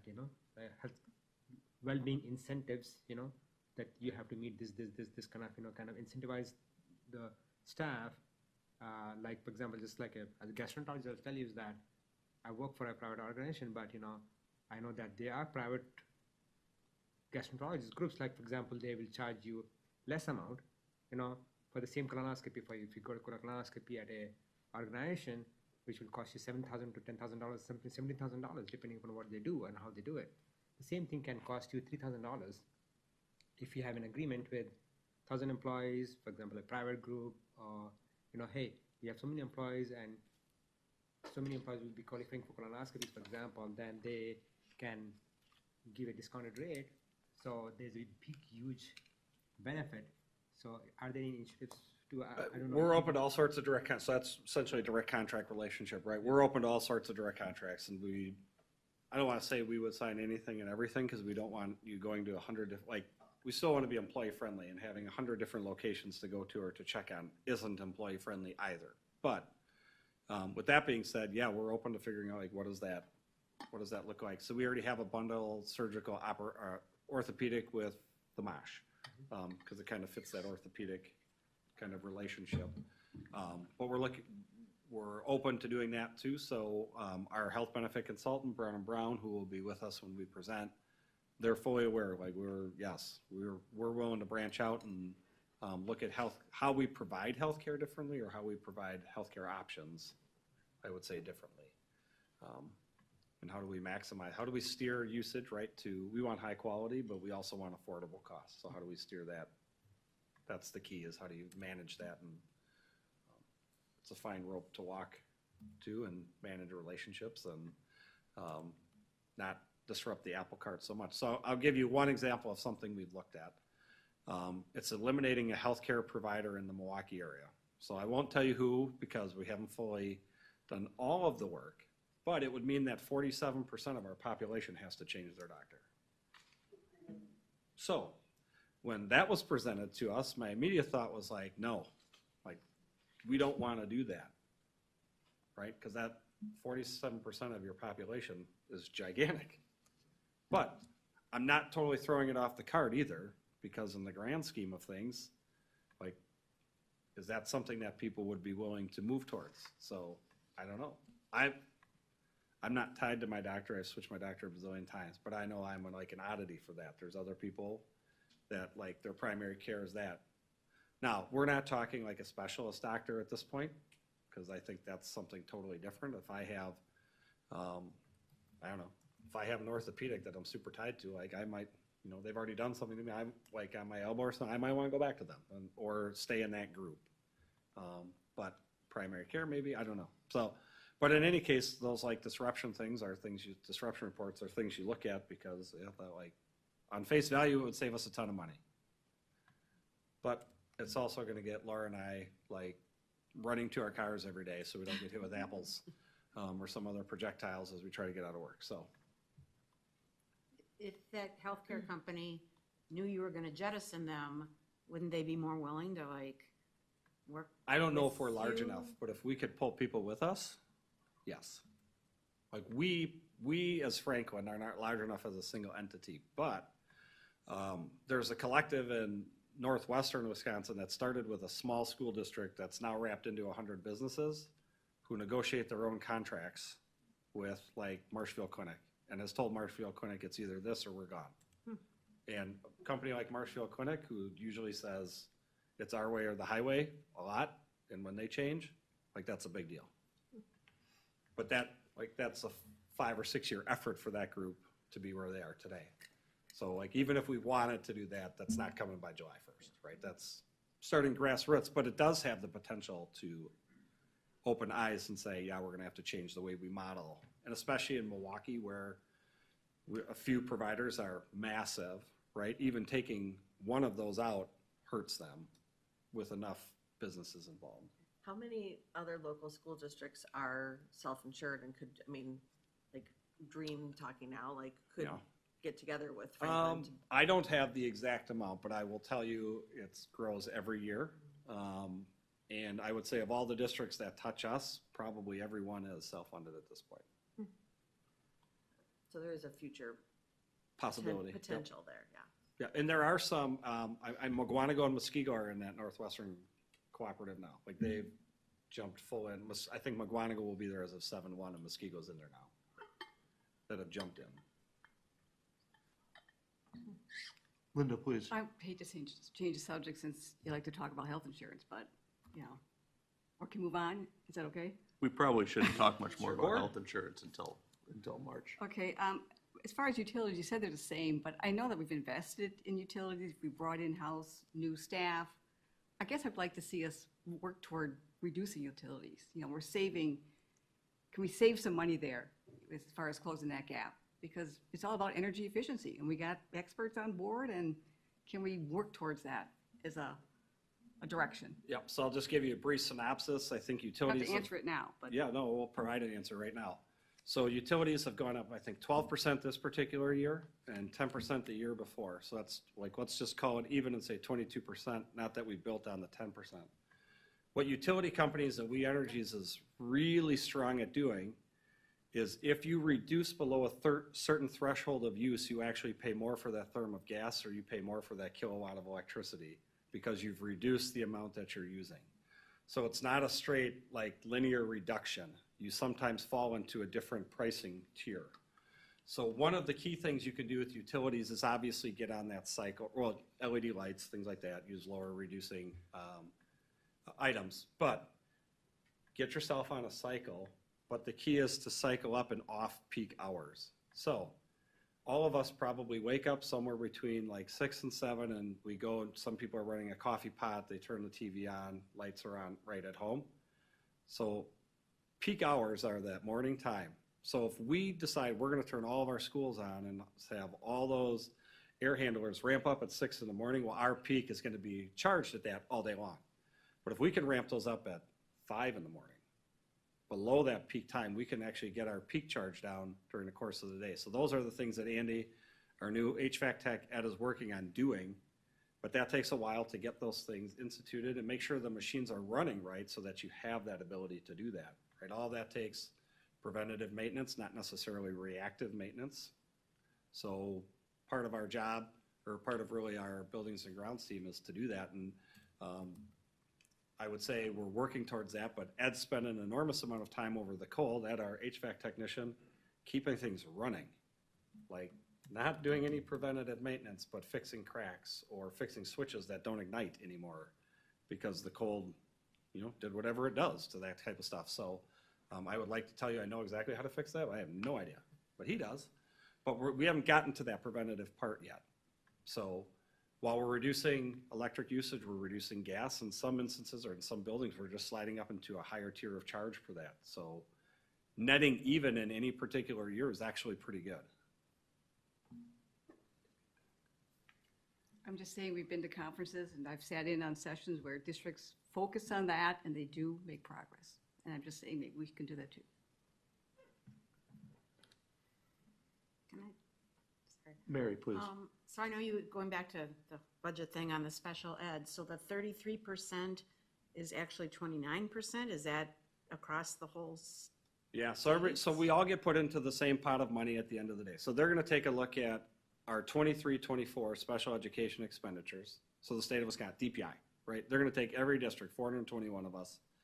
They're gonna take a look at all of our expenses in Fund 27. They're gonna determine what's aid eligible, what's not, and then they're gonna cut out everything that was paid for from the grant. And we all get stuck into the pot of money. They're gonna multiply it by 33%, and they're gonna go, oh my gosh, we owe $1.1 billion, but we only have $1 billion to spend. So what could we multiply that amount by? 30%, that'll get us to $1 billion. Well, next year, it's gonna be a little bit higher because those are actually 22, 23 numbers. But it's still stuck at the same percent. But when I divide it out now, it's $1.15 billion, and I still only have $1 billion to spend. So that percent actually gets dwindled down. So the only way to change that is to move from some certain to some sufficient. But so far, the state hasn't been willing to bite on that, and many, many tries, being many, many biennium budget asks for that particular piece. But there aren't any controls on the cost side, correct? So it could have been more costs were submitted, but you may have gotten more money, but because you had more cost over there. So it's not always an absolute less. There's a play of numbers that happen there. Small fluctuation, pretty much all of us are in the same boat, right about that 29.8%. I'm not sure that has much to do with our budget. Well, I think, We don't get 33% and when somebody I- all gets 28. when I hear this at the It's state all level, divided out and applied the same. I mean, it is a bigger issue now. Special ed is getting focused. It seems to be it's going to get traction at the budget level. People understand it. They want to fund it. But do we understand it? What is special ed? What's all part of that number? You know, it's $6.7 million that we're funding with. Why is it so much? I don't understand, where those costs are going. But there's not a So here are all the costs on the right-hand side. Mostly teachers. This is the net that's left, yeah. I mean, if you look at the total budget is $10.4 million and $9 million of it is staffing. So we got to ask ourselves, what are the staff doing? I mean, just because you say it's staffing, it means like we're done talking about it. No, that's where we start talking about it. What are those teachers in there and what are they doing? Are they effective? What is all going on there? But nobody gets any deeper than that. Well, I would say particularly at this table, we probably aren't, but are we getting deeper with Leo on that? Yes, absolutely. So Laura is consistently working, especially with the EA situation over the last year and a half, but every year we're approaching Leo or his counterpart before that saying, hey, where are we with staffing? How are you determining your staffing levels? Like Laura and I want to know that information. Anna Lee doesn't necessarily know exactly how that staffing is because she comes to us and says, did you work with Leo to figure out staff? Yeah, we talked with Leo. Leo showed us how he's figuring out the staffing. We asked our questions that we felt we needed answered. We agree with him or we don't, and we've asked him to change this or change that and see what that looks like. Right? All that's being done behind the scenes to get to that number that's on that page. Well, it's certainly not a discussion to take up in January for a budget that we're going to pass in October. That's going to change daily until then. I mean, we should The take it budget, up at a different time. These are budgets. These aren't actuals. You don't have to have actual Okay, costs to have those thank you. discussions. Anybody else?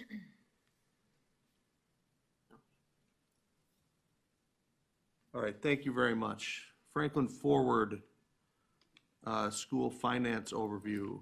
Mr. Cromie.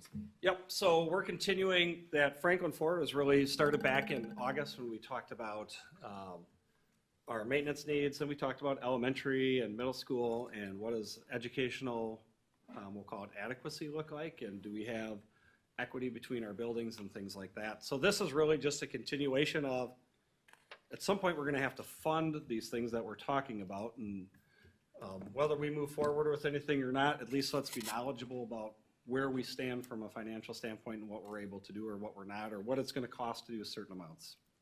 So the first 3 slides are just a couple of facts that I'm bringing, and I'm using kind of just a 10-year history. So we can see over the course of the last 10 years that the property value inside of our boundary has grown 73.67%, the value of that.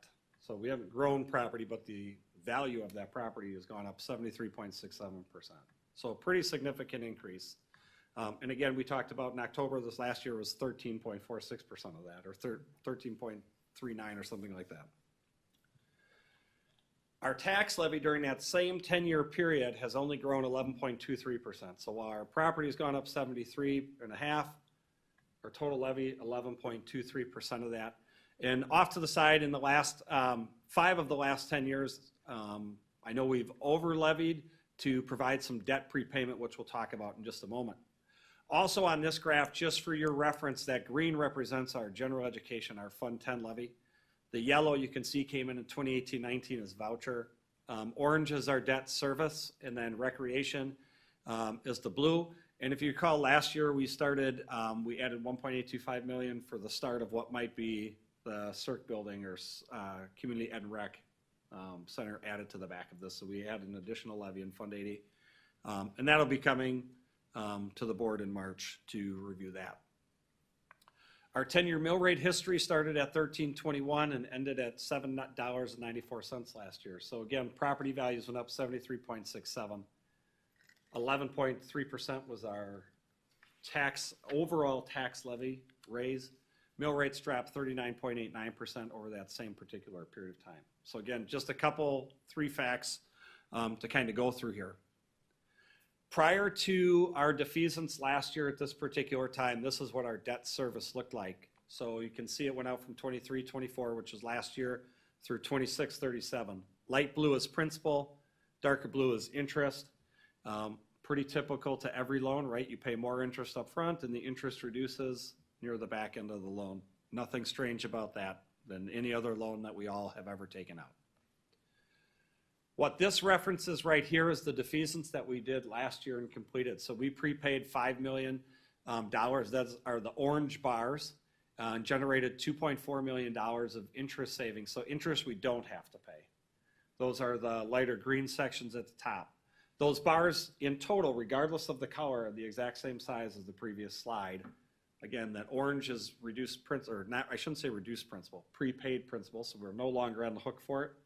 The green is reduced interest that we never have to pay now because of that defeasance. So can I just remind people that that's 13 years from now, we don't save any dollars until the 13th year. You haven't changed anything up until Please go then. on. That's a fact, correct? No, the green is actually interest we didn't pay last year in the You 23rd. said the bars were the same. In total of all of the colors, the bars are exactly the same. So that green is interest we aren't paying in 23-24. Small amount. We will be going forward with the defeasance. I know we talked about this in October. We're going to be bringing a defeasance in March and talking with legal counsel in relation to all the things that are going on. They're advising us, let's defease it now is the best way to handle the $3.8 million or $3.5 million that we added to our debt levy this particular year. We're going to add a few $100,000 to that, so we're going to estimate prepaying another $4 million in debt. So you can see some increase in the orange. It's separated out over 3 years this time. That comes from our financial advisor taking a look at our borrowings all together, the payment schedules, and saying this is where you're going to get the best bang for your buck in this defeasance. So while my brain logically said, why don't we just get rid of all 25, 36, or 20, 35, 36, they're saying, no, this is the best bang for your buck, so okay, let's run that. You'll see that those green sections have now some additional increased interest savings, so that'll generate about $1.6 million of additional interest. So overall, on the right, you'll see we've prepaid $9 million. Those are hard dollars that were going out no matter what, because that was the physical principal of the loan. But the $4 million is the interest saves that we're not levying to pay for interest on those dollars because we prepaid them now. Again, estimated with the defeasance that we anticipate hitting in this March. So, with all of that said and done, and we took a look at that mill rate graph, right? That was the third slide. How much could we assume, or how much debt could we add and stay at $7.94? So we have a couple of assumptions we're going to have to work with. We know our right now our revenue limit's going to go up $325 per year because that's been put in for the next 300 years. So we're anticipating that to grow, right? I chuckle too, but that's anticipating to grow. Our financial advisor used property growth of 7% for the next fiscal year, 4%, and then a conservative 2% after that. Now, that very first slide we showed you, 73.67% over 10 years. I don't anticipate we're going to grow consistently like that, but I do believe these are conservative estimates, and I'm okay with that because I'd rather be conservative now. So let's over-deliver on the under-promise here of that property growth rate. And then a 5% loan interest rate. So again, we talked about long-term. The federal government will be presumably dropping basis points this year, probably dropping basis points in 25 when we would officially take out a borrowing should everything go well and we can do things. So all of that says we can add about $85 million of debt over the next 20 years without changing that mill rate. So that's $85 million of projects today and stay at 794. Question. Sure. When you make that statement and not change the mill rate, does that mean we're not increasing taxes? Or does it include increasing taxes?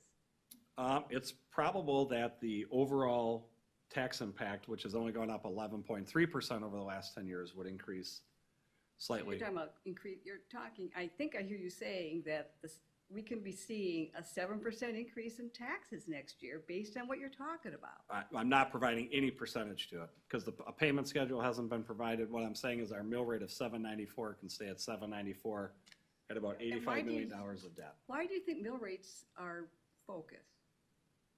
Why do you think that? And can we see the mill rate chart again? So that happened not because what's wrong with that going down? You seem to say it should have been steady. We missed an opportunity here. It should have been steady. I'm not trying to provide what a reduction could look like or an increase. I'm trying to provide you, if we stayed the same, what that would look like. It's really the idea of doing this presentation tonight, and I think Andy hit it well at the beginning, is that we've started with our master long-term facilities plan and the needs. We've looked at the adequacy, we've looked at elementary and high school, and now we're looking at the dollars. So it's not, we talked about in my part of the message tonight too, the engagement sessions we're gonna be going into, the survey to the community. We're trying to be, and I think we have been over the last 6 months, very transparent about where we're at and all of the needs of the district and the growing enrollment we're gonna see. And now it's saying, so what does that look like in our dollars? We've defeased money the last few years. With the prior CFO in this role, we've looked at saving and we've made smart fiscal choices as a district, and we're going to continue to, while also providing the best quality education in buildings that support that learning. And so we've asked Andy to do tonight is look at, right now our mill rate's 794. If it stayed at that, yes, it could drop, Linda, to your point. You're always very vocal about saying that, and I appreciate that because it could. What we're saying tonight is we have these needs coming up. We're gonna ask and talk to our community about how we wanna support that. We're gonna bring it back to the board to come to resolution. But wouldn't you also wanna know when we start talking about those dollars, what does that look like? So 794 staying there, Andy's saying that's about $85 million to stay at that rate. 794 does not mean as a taxpayer, everything's gonna be the same. It does not mean Right, that at no, all. it's just looking at what's the mill rate look like now, and then Can't you tell me also, what's my levy gonna do? That's what I wanna hear. I think it'd be nice for Andy to be able to finish the presentation to look at. And I think that we changes. excuse me. Sure. I think we understand that the mill rate is tied to what each individual pays. We've talked about mill rate. No, you're missing my point. No, I'm not sorry. missing your point. Your You continuously bring up this same point, and because there are those that may not necessarily agree with your point or may have a different opinion, you think that you need to continue to tell us that the mill rate is not equal to, I would love to pay no taxes. I would love it, but that's not possible. We need to help move Franklin forward in whatever way that is. We need to help the students. And the community is going to help us decide what we should do for our community to move Franklin forward. And we need to do it in the best way possible that will have the smallest impact on our community in terms of tax effect. Yes, and you think I am opposed to that? I mean, I have the same goal, except that the way you're communicating this, it's not transparent. When you say the rate's the same, if the rate would stay the same and we had a 7% increase in property growth, our tax bills would go up 7% next year. I think people understand I think that. people understand that. Why can't we talk about the impact on the tax levy and forget the rate? I think because for me as an individual property owner, it's easier for me to get my head around, this is what my property value is going to do, this is the multiplier. It's 3 simple numbers. When you present people a large multi-million-dollar tax levy, it's not as meaningful to them. This is a way to think about it. And you clearly don't think it's the best way to think about it, but this is the way that he's chosen to present it. So can we just see the presentation through to the end? So I appreciate that, Angie, because one of the things that we're going to ask people to do, to Annalie's point, is take a look at some survey questions and take a look at what do they think should be done, right? But all of that is going to translate to that individual who's taking that questionnaire and saying, well, how does it affect me? Whether it affects my kids and the things that they're going to get to do at school, whether it affects my property growth, or whether it affects me as a taxpayer and just my taxes. The mill rate allows me as an individual to say, well, if it stays the same, I'm going to pay about this much in taxes every year. Now, my house is going to go up. It's going to be assessed. So most of us understand that if my house goes up and the rate stays the same, I'm going to pay a little bit more, right? Same as if I go to the store and buy clothes and I spend $100 today, I pay $5 in sales tax. If I spend $200, I'd pay $10, right? The more I spend, the more I'm going to pay in tax, right? So that rate allows that individual to personalize it to themselves and say, how is all of this going to personally affect me? So kind of back to this particular page, about $85 million allows us to keep that rate flat from a comparison standpoint. I brought this particular slide in. So this slide now follows that MD Roffers enrollment projection through to 2040-41 was the last year that they provided. Now it looks very linear, right? If you go back to the information that they provide a few different bullet points, and those bullet points aren't every 2 years or every 3 years. Some are 5 and some are 3. So doing the best we can. But essentially what you're going to see is we're going to go from about 4,750 students in seats to right around 5,500.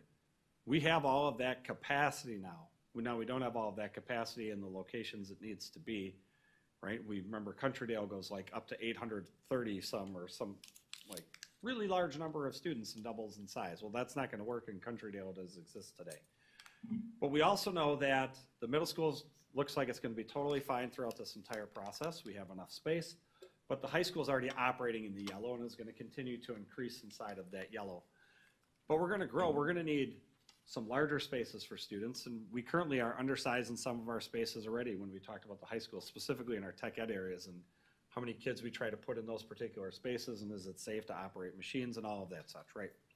So in any case, this is in here just to remind us that that projected growth is about 16% over the next 15, 16, 17 years, are really kind of the length that we've been thinking about for Franklin Forward, is getting us to that 2040 mark.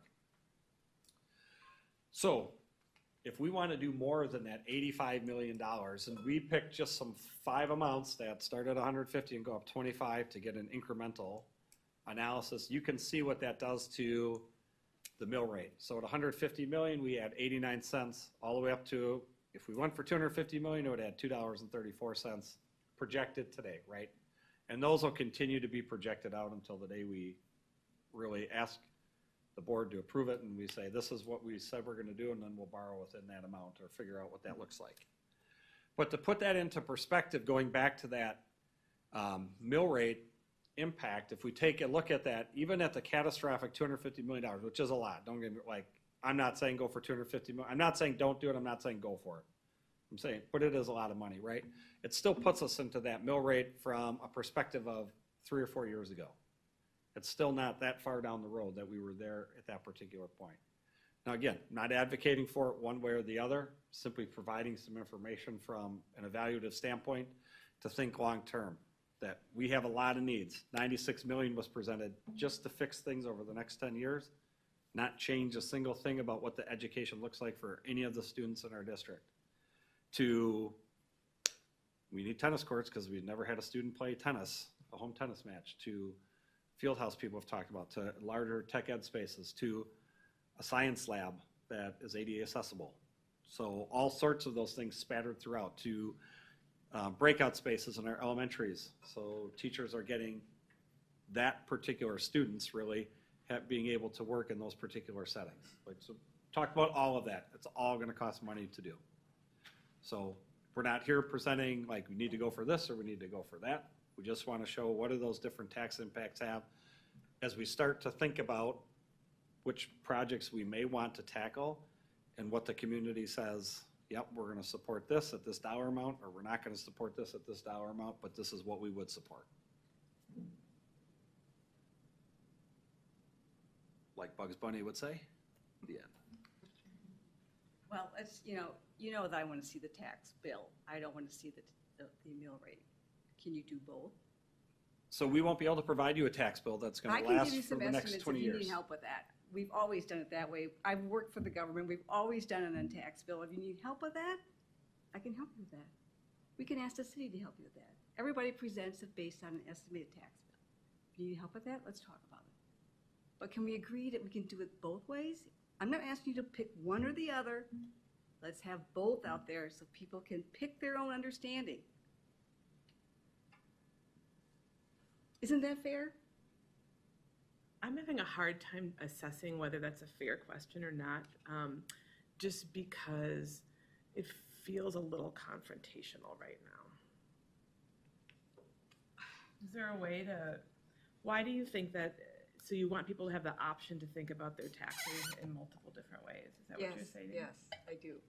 And I would say that I've never seen it done this way, okay? Never seen it done this way.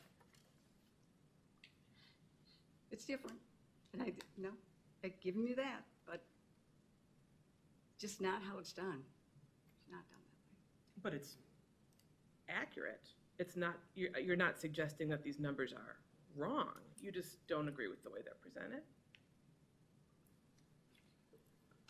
I'm not saying, I'm not sure that they might be wrong too, but you don't want me to say that. Okay, so well, I'm we're not gonna going to say talk that about now. whether they're wrong. But in my mind, there's something wrong with that. Talk about feelings. This feels really wrong to me. You know, I've worked in this field, and this feels wrong. Feels not transparent, doesn't feel right. So And I'm trying to get to right, you know, to make you understand. It does not feel right to me. You don't feel, you feel confrontational. This does not feel right to me. Okay. I think, you know, of course, the next 2-year budgets, you know, especially with possible Franklin Forward, which you're thinking. So I think when we get the survey, we get the input from the community, ask and wants, I'm sure there'll be a lot of compromise on that. And I think as a community, we'll have to pick up our battles where which is the one we want to go for and what we want to fund. So I think a lot of still work will be done, and hopefully we will get a solution which will be tax beneficial and at the same time also addressing the needs of the community. So I think it's a work in progress, and before I think we have to ask Mr. Kurmi if it is because we also want to use our administrators' time effectively and efficiently. If Mr. Kurmi, do you think what Linda is requesting for to be present with the tax rate and the mill rate together side by side, does it add more work to your load, because I also want to be cognizant at the same time is that my ask as a school board member, I don't want to be asking my teammates, and I regard you guys as teammates, although we are the board and you're the administrator, but we are a team. We're a team. I want to have an ask in which it doesn't burden you, because you have to still carry on your other duty of running the district, so. Well, I would say I've been part of multiple referendums in school districts and never not used anything but the levy rate. So I've never been part of doing it any other way. Not to say we can't work with our financial advisor to figure out how we might present that and what that might look like, but having never done it. The only way I know school districts have done that is if they go for recurring operating referendum or non-recurring operating referendum, where they're asking for a specific dollar amount every year, and then projecting what that might be as a levy rate in year 1, 2, 3, 4, 5, or however many years they're projecting that for. But in typical bond issuances, construction, right, I'm only aware of the levy rate being presented. Would it be fair to say, what I'm hearing you say, Linda, and you correct me if I'm wrong, that you feel like this is trying to pull a fast one on people by not, that people wouldn't interpret this as saying their taxes would go up? Is that your concern? I'm not saying they're pulling a fast one, I'm just saying that it's not as transparent as it could be. I think, me personally, I realize that the mill rate that I pay doesn't. My taxes would go up. My taxes would go up as my property value goes up. That is a. I would like to suggest that that's not the only reason your tax bill goes up. Your value goes I up, understand that. and government is spending more. That's the other factor that adds to your taxes. It should be about what government is spending, not what happens to the market on your property. I think with We're this throwing this to the market and saying whatever the market says the value is, we're gonna tax against it. Okay. We're not about, the market does what it does. People are gonna build homes. Our role as a governing body is to set the tax levy. We don't set the rate. We never set the rate. It's interesting. And this one then, the one bit about what you're saying that will be absolutely true is we will be specifically saying to the community, if we decide to go forward with a referendum, this is specifically what we are asking to spend and what we'd be asking to spend it for, right? Right, there'd be a dollar amount, and you just apply it against the projected rate. You can come up with these numbers. It's not. So it's almost easier to sort of make that transition between mill rate, property value, and the amount that we would be spending, because this would be for a finite project, right? Right. Yeah. So in many ways, this is almost easier bridge to gap to bridge than the similar conversation we have around the general budget. Right, because this is a one-time, that's why we have these referendums, because it's a one-time decision you're making. You're committed to a payment schedule over time. So what the spirit of what you're saying is you just wanted to be very clear about what the money would be being spent on and to limit that as much as possible. And this is how it would impact your property tax bill. Okay. I think we say on a house on of 300,000, this is what the change in your property tax. Perfect. I think we could do that. I think I can see this if you were to say this is what a mill rate would be, and then say, and then multiply it out. $100,000, $200,000, $300,000, $800,000 house. This is what it would actually mean. Would that? Yes. Okay. I think Does that seem reasonable? Easy enough. Okay. For example, in a medium home of 500,000, this will be, the tax rate. Because that is what I people can give you want. that right now. 89 cents would be $445. The $1.25 would be $625. It'd be $810 at 200 million. Be close to 1,000, like $990 at 225, and it'd be $1,170 No, I agree with you. Linda, I agree with you. Thank you. Thank you for staying with me on that. Thank you for staying with me. Okay. All right, thank you. So I think on the future presentation, Mr. Cormier, the mill rate and the tax rate is both, so that I think, if it's again not cumbersome. No. Thank you so much. Thank Piece you. cake. Thank you. I think, it will be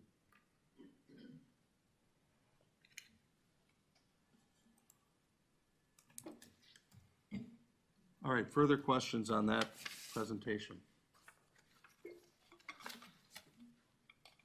Thank you.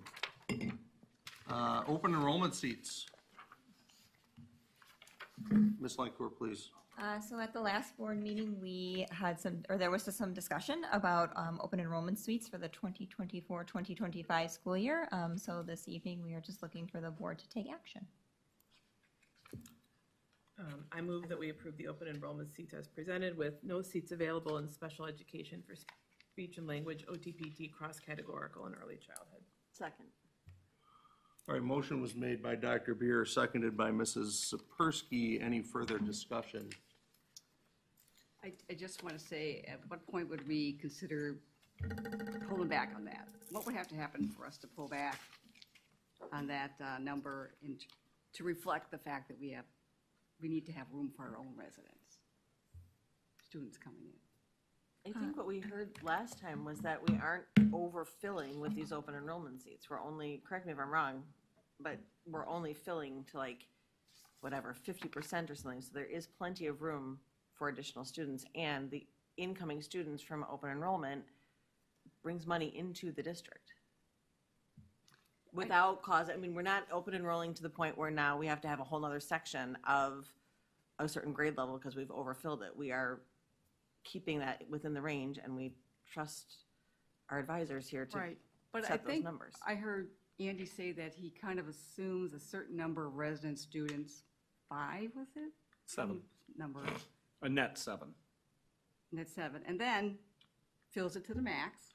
That's not. No, you're not filling to the max, Linda. Okay, I think it's only wait, if you're going 50%. I think that's what you said, though. No. No. So in elementary, we're using, there's always a +2 ratio for resident students. So I'll just give you a great example. We did our Robinwood building meeting today for 24-25.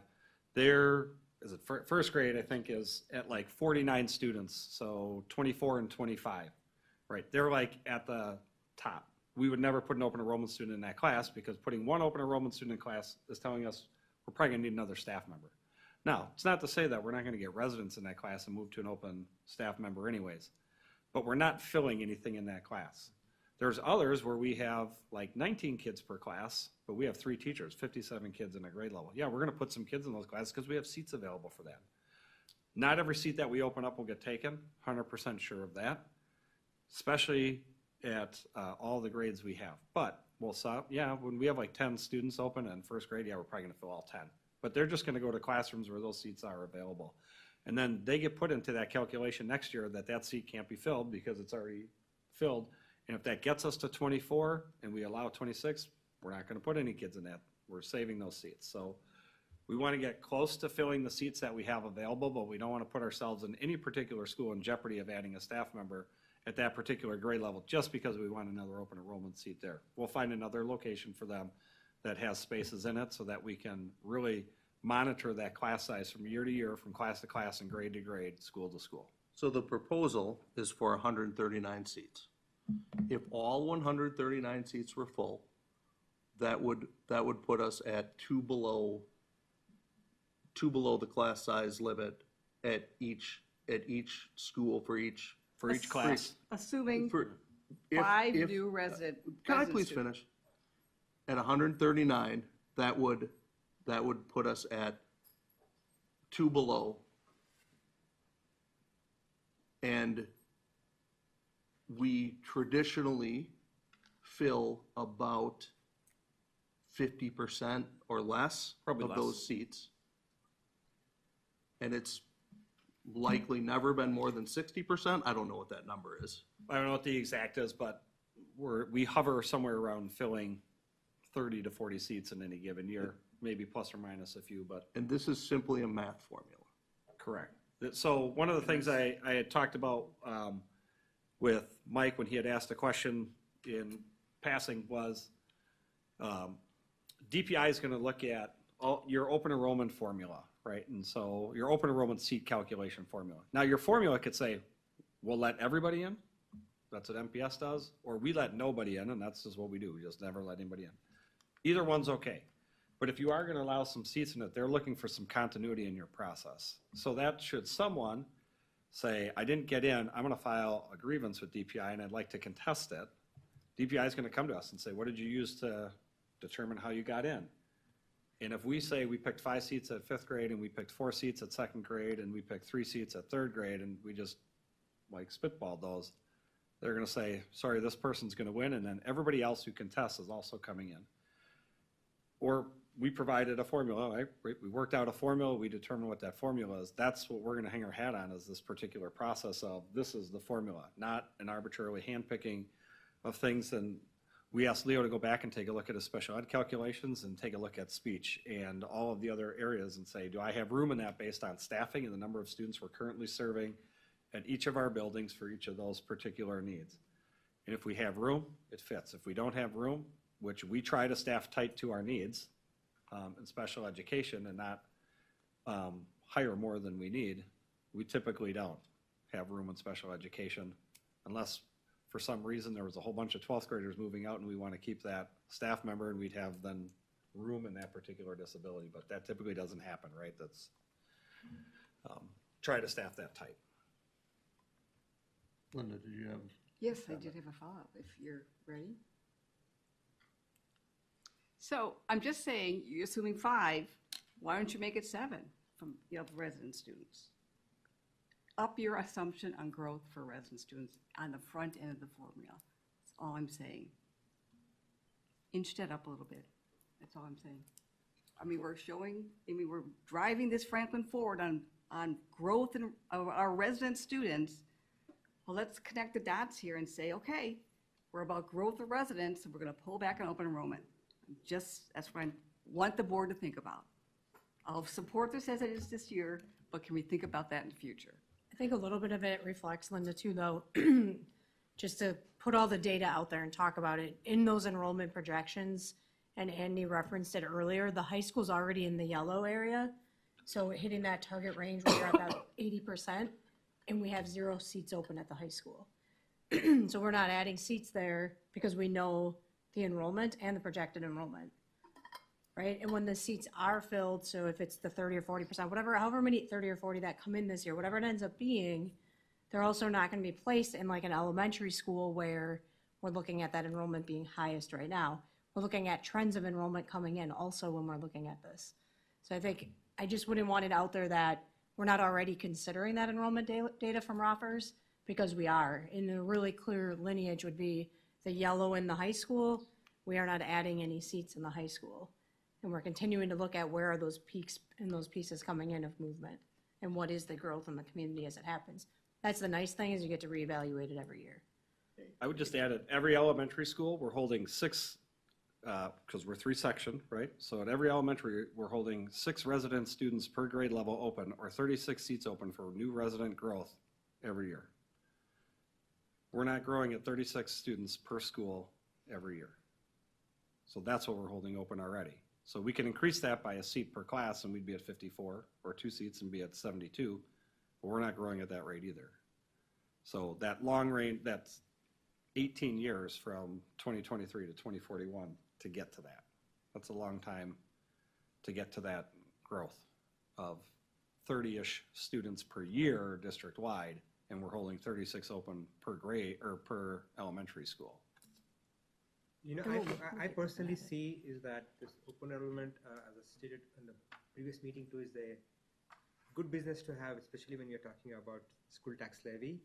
This is a business which we are getting in, and hopefully that helps us decrease our tax rate to our residents, you know. So it's a good business to have. At the same time, taking into consideration Linda's concerns that we are not planning big expectations based upon the, but to begin with, we are only even enrolling 50% of our seats out there. It's not that we are, so I think it's a good business to have, and this hopefully facilitates, you know, proper planning and also helps us with our budget moving forward. Thank you. All right, I think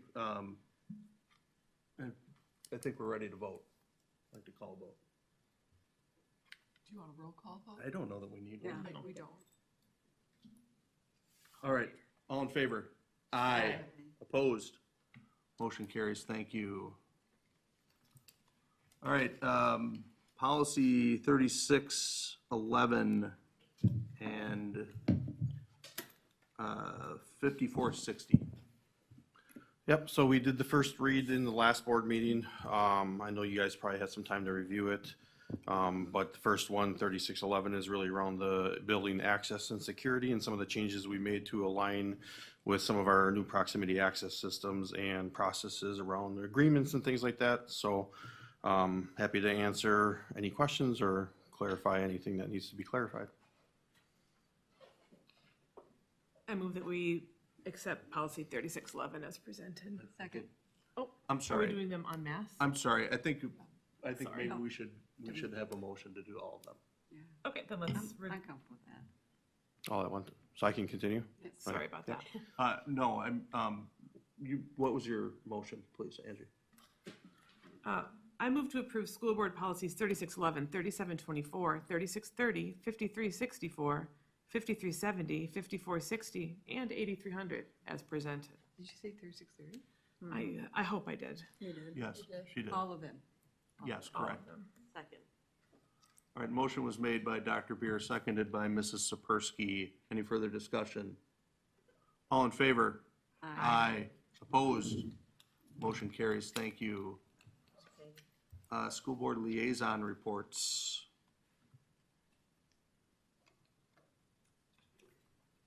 I did attend the I did attend the CISA meeting last night virtually.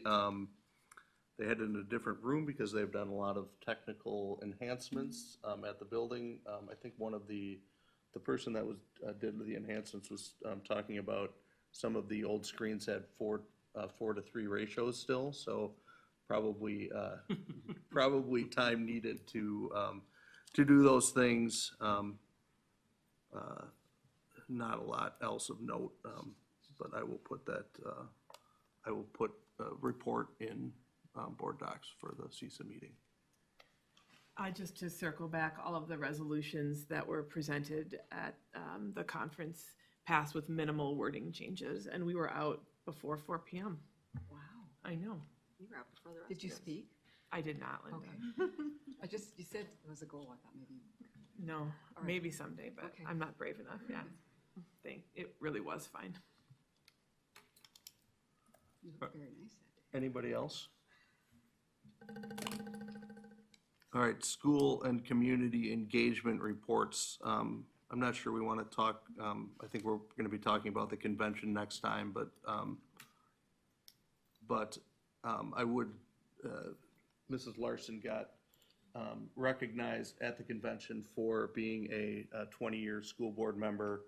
A lot of us were there to see her get walk across the stage. Most importantly, I think her Aunt Carol, who could not have been more proud of you. She was such a delight to have there, and I think that really, it really talks about families and community and what people like you have done for the community. So, so congratulations, and it's appreciated. Thank you. I'd just like to thank all of you for being there and supporting me, because I ended up sitting next to a woman. I won't say where she's from, but she said no one was there for her. Aw. Not her board, not her superintendent. And she said, "Is anyone here for you?" And I said, "Oh, yes." And I went through the whole list of all of you being there for me. And I said, "And my aunt is here." And my aunt really enjoyed it because she is a 37-year veteran of MPS. She's a teacher her whole life, and she inspired me to be a teacher, so it was important to bring her along. But thank you. I appreciate it. She could come to our meeting here too. Well, I try and keep her at home. She's safe. After So, dark, maybe. It's kind of late, I guess. Yeah. You can watch the video. Incidentally, there was a gentleman that got recognized for 50 years of school board. He wasn't there. He wasn't there, but Coincidence, you decided. I think he couldn't get a day pass from home. Just setting future goals. Yes, it is my future. Let's see, I will mention that if anybody's interested, because I do sit on the Forte board, the Legally Blonde Junior is going up this weekend, Friday, Saturday, Sunday at the Saver Center, appropriate for all ages, running time 1 hour. 1 hour? Oh. Yeah, the junior production. How are you? I don't know, I haven't kept track Okay, of sale. I saw there's a, sale came through, so I was curious. Anyone else? You know what I just thought of was in terms of like a school engagement report, we did have the opportunity, we were invited to attend the Forest Park Professional Development Day. Oh, yes. Oh, yeah. And some of us were able to be there, and that was a really great opportunity. I would love to be invited to other schools other times. But just a really neat opportunity for us as board members, and then as the core teachers, we're invited to take an encore class and really see how, like take your math teacher, go to a foods class and see how the kids are engaging and learning in a different environment. And it was really very fascinating and really beneficial, I think, for me as a board member to see how students are learning in those classes and learn that I was never meant to play the baritone. I think Andy did a better job than I did, but anyway, I kept getting criticized for playing it too high. Well, if you're a trumpet It's supposed player. to be low. Yeah. So anyway, I think it was a really great idea just at a building level to have the staff, walk a day in somebody else's shoes. And I just think it was really, the feedback was great. And anyway, I don't know what you guys wanted to. I took Spanish and German. I learned some stuff. I made a charcuterie tray in foods class. So where is it tonight? Where's our snack tonight? In my belly. I would say I also learned that I cannot see the violin strings when trying to play the violin. Like, You're not it's supposed so to look at close them. that I You're not can't supposed tell when the ball's going to hit. So All right. can't do that either. Anyway, it was a very cool experience. Thank you for inviting us. All right, future agenda items, Friends of Franklin recognition, academic excellence, scholarship recipient approvals, technical excellence scholarship recipient approvals, state convention reports, athletics and activities report, Wisconsin General Records retention adoption, policy 5122, 5316, 5363, Robinwood School presentation, and Wisconsin General Records retention adoption, school board meeting debriefing. I would say that I think it's important that we don't talk over each other and interrupt each other.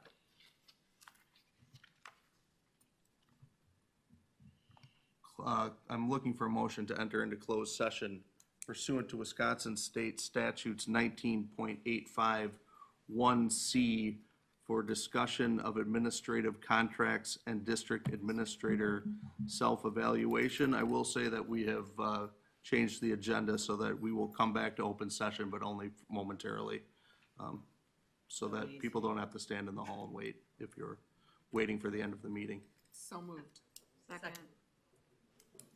All right, motion was made by Mrs. Larson, seconded by Mrs. Sapersky, I think. Do we need a roll call, please? Oh, I'm sorry. I didn't know if you were ready. Mr. Sprague? Aye. Dr. Beer? Aye. Mrs. Witkowski? Aye. Dr. Khan? Aye. Mrs. Sapersky? Aye. Mrs. Yank? Aye. And I vote aye as well. We are in closed session at 8:18. We are back. we are recording. We are back in open session at 9:34.